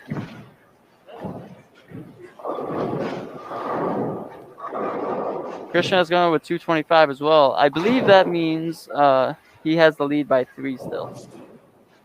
That's correct. Yep. So Christian is sleeping with the lead after round 1 of match play at the U.S. Open. That's a pretty cool feeling, I gotta believe. It's going to be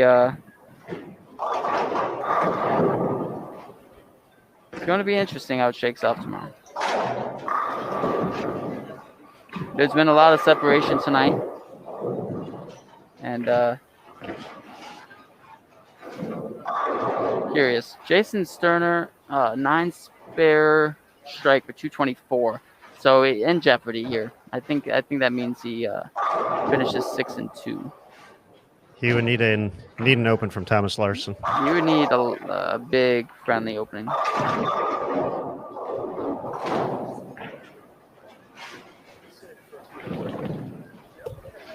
So Brent's going to finish his day up with a win.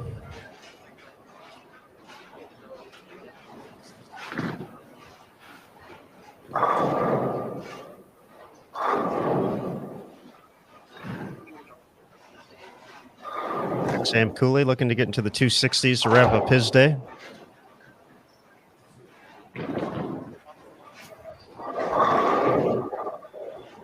We're going to get an interview with Christian here in just a moment. All right, guys. Andrew, what are you doing we're just tomorrow? about done.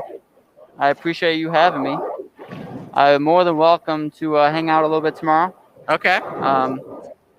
Not sure if I'll be here bright and early, but I will come hang out. Okay. But yeah, thanks for having me, guys. And that was fun. I got to be honest with you, it's going to be a little stressful for me tomorrow, too, seeing how the scores shake out. I have some stuff in the running as well. Yeah. So. Yeah. But thanks for having me, JT. Aaron, always a pleasure. Canizaro, I know you're there. I know you're smiling. He's still researching the wire-to-wire thing. Is he? Yeah. Keep looking. All right, guys. Thanks for having me. Thanks, Andrew. We appreciate it, bud. Talk to you later. All right, folks. That was Andrew Anderson joining us for that block. What a treat. Some great insight along the way as well. Talking urethane, talking reactive, talking oil pattern.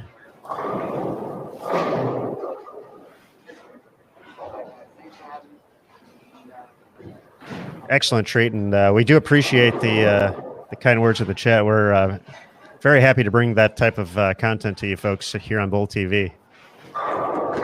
Excellent stuff.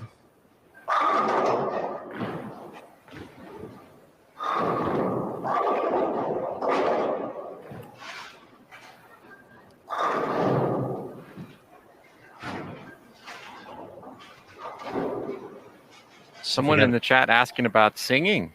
There hasn't been any singing today, but if you stick around, maybe we will get one little song in before the night is over. Technically, we had a song earlier, just not everyone on Bull TV. It's JT. I believe you belted a little bit after we finished up that last block earlier today. Maybe when Mike said he was going to be back. And then we can get a little repeat performance tonight. Encore. Should I put that as a poll? Do you want to hear JT sing? Yeah, let's do it. Let's do it. Let's do it. I'll sing. As we wait for sing for my supper.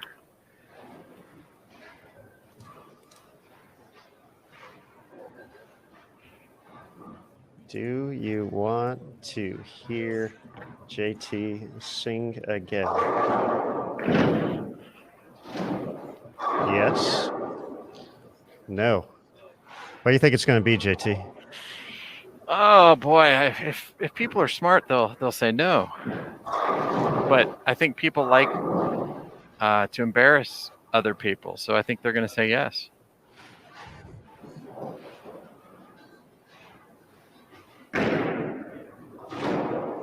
Boy, that was a lot of fun. Andrew was fantastic. Mm-hmm.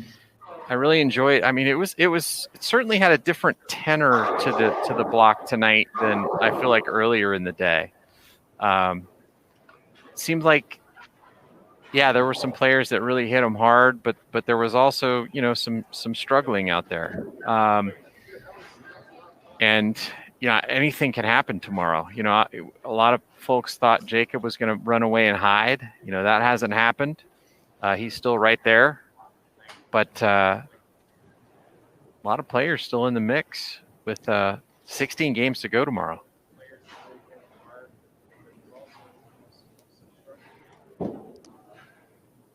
So I believe 1262 to 1258, the final tally there for our tournament lead. Christian by 4 pins over Jacob. Let's get those poll results up here in just a second, folks. Wow, someone's asking for Bohemian Rhapsody. Man, that's a tough one. Oh, it was close. It was? 52% yes, 48% no. Oh, no. They're on the fence about you, but more a slightly higher margin. Would like to hear you sing once again. Okay, I'm going to have to win them over. I have to warm up my voice here. Wait, with let's this interview. Well, while we have the opportunity, let's... Yeah, Christian's just about to jump in here. I'm really looking forward to talking to him a lot more than I am to sing. The poll never lies. All right, there he is. Let's bring him in. Christian, what a performance today. Congratulations. Some big scores, moving into the top spot. Tell us about kind of what you were seeing out there today on this pattern.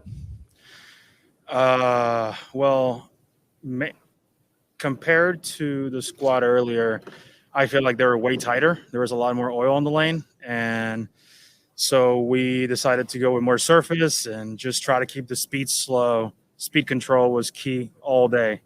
The moment you sped up a little bit, your ball just wouldn't hook. So, yeah, I mean, scores are high. People are striking. It's important to just take one shot at a time and keep it in play. I have really enjoyed watching you bowl all day, Christian. It feels like you're very comfortable with urethane. And it also feels like the way that you're playing the lanes, it allows you to navigate the pair-to-pair a little better and make little touch and feel adjustments. Is that kind of what the game plan was all day? And is that what you're planning to do tomorrow as well? I mean, not exactly. I feel from pair-to-pair, some pairs are better. The ball comes off the gutter better.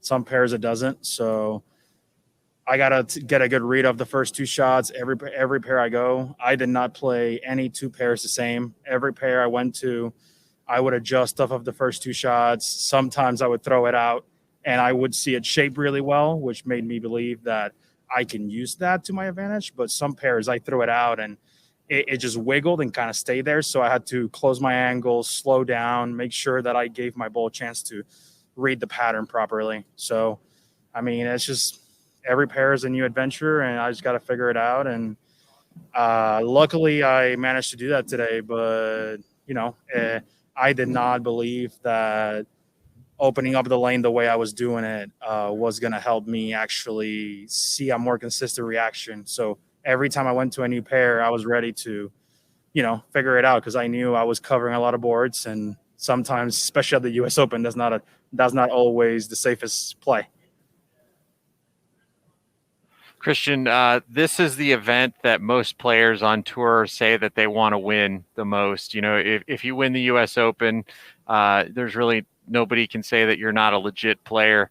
Are you thinking about that at all going into tomorrow? How big of a win this would be for you?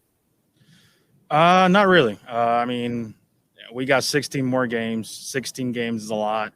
We got bonus pins out there. These are the best bowlers in the world, and you just got to take it one game at a time. I mean, to me, this is just another tournament, and I'm going to try just as hard as I always do. And, just make sure I keep my ball in play, make my spares, and be patient because, hopefully at the end of tomorrow, I'll be on that show, and that's all that matters. Christian, you mentioned 16 more games upcoming tomorrow, and obviously folks are going to make their adjustments out there. What are the any changes you would make to your strategy, to your game plan, to the surfaces that you're using out there? If you have anything like that, what would that be looking ahead to those final 16 games?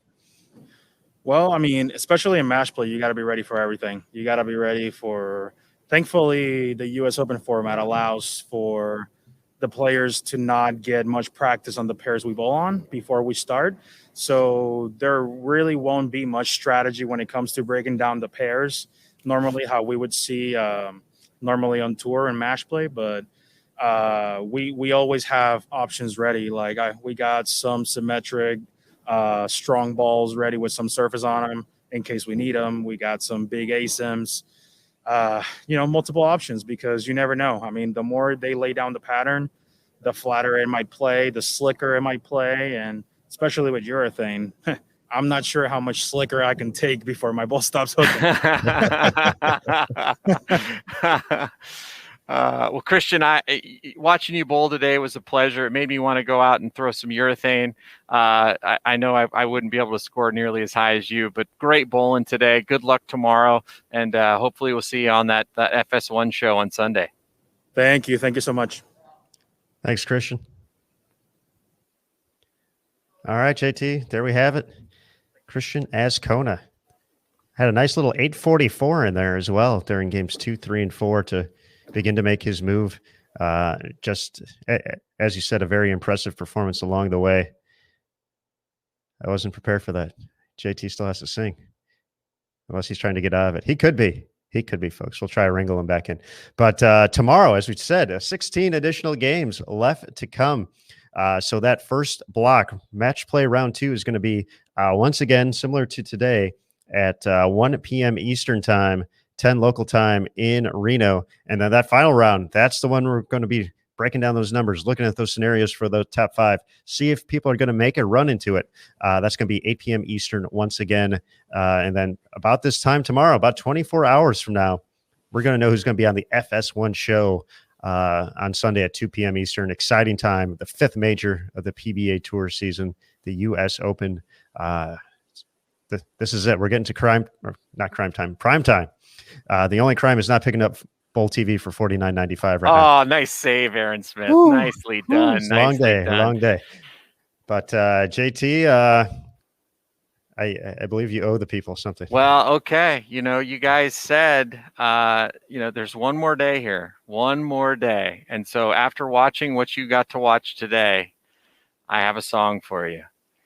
You'll be back, soon you'll see. You'll remember you belong to me. You'll be back, time will tell. You'll remember that I served you well. Oceans rise, empires fall.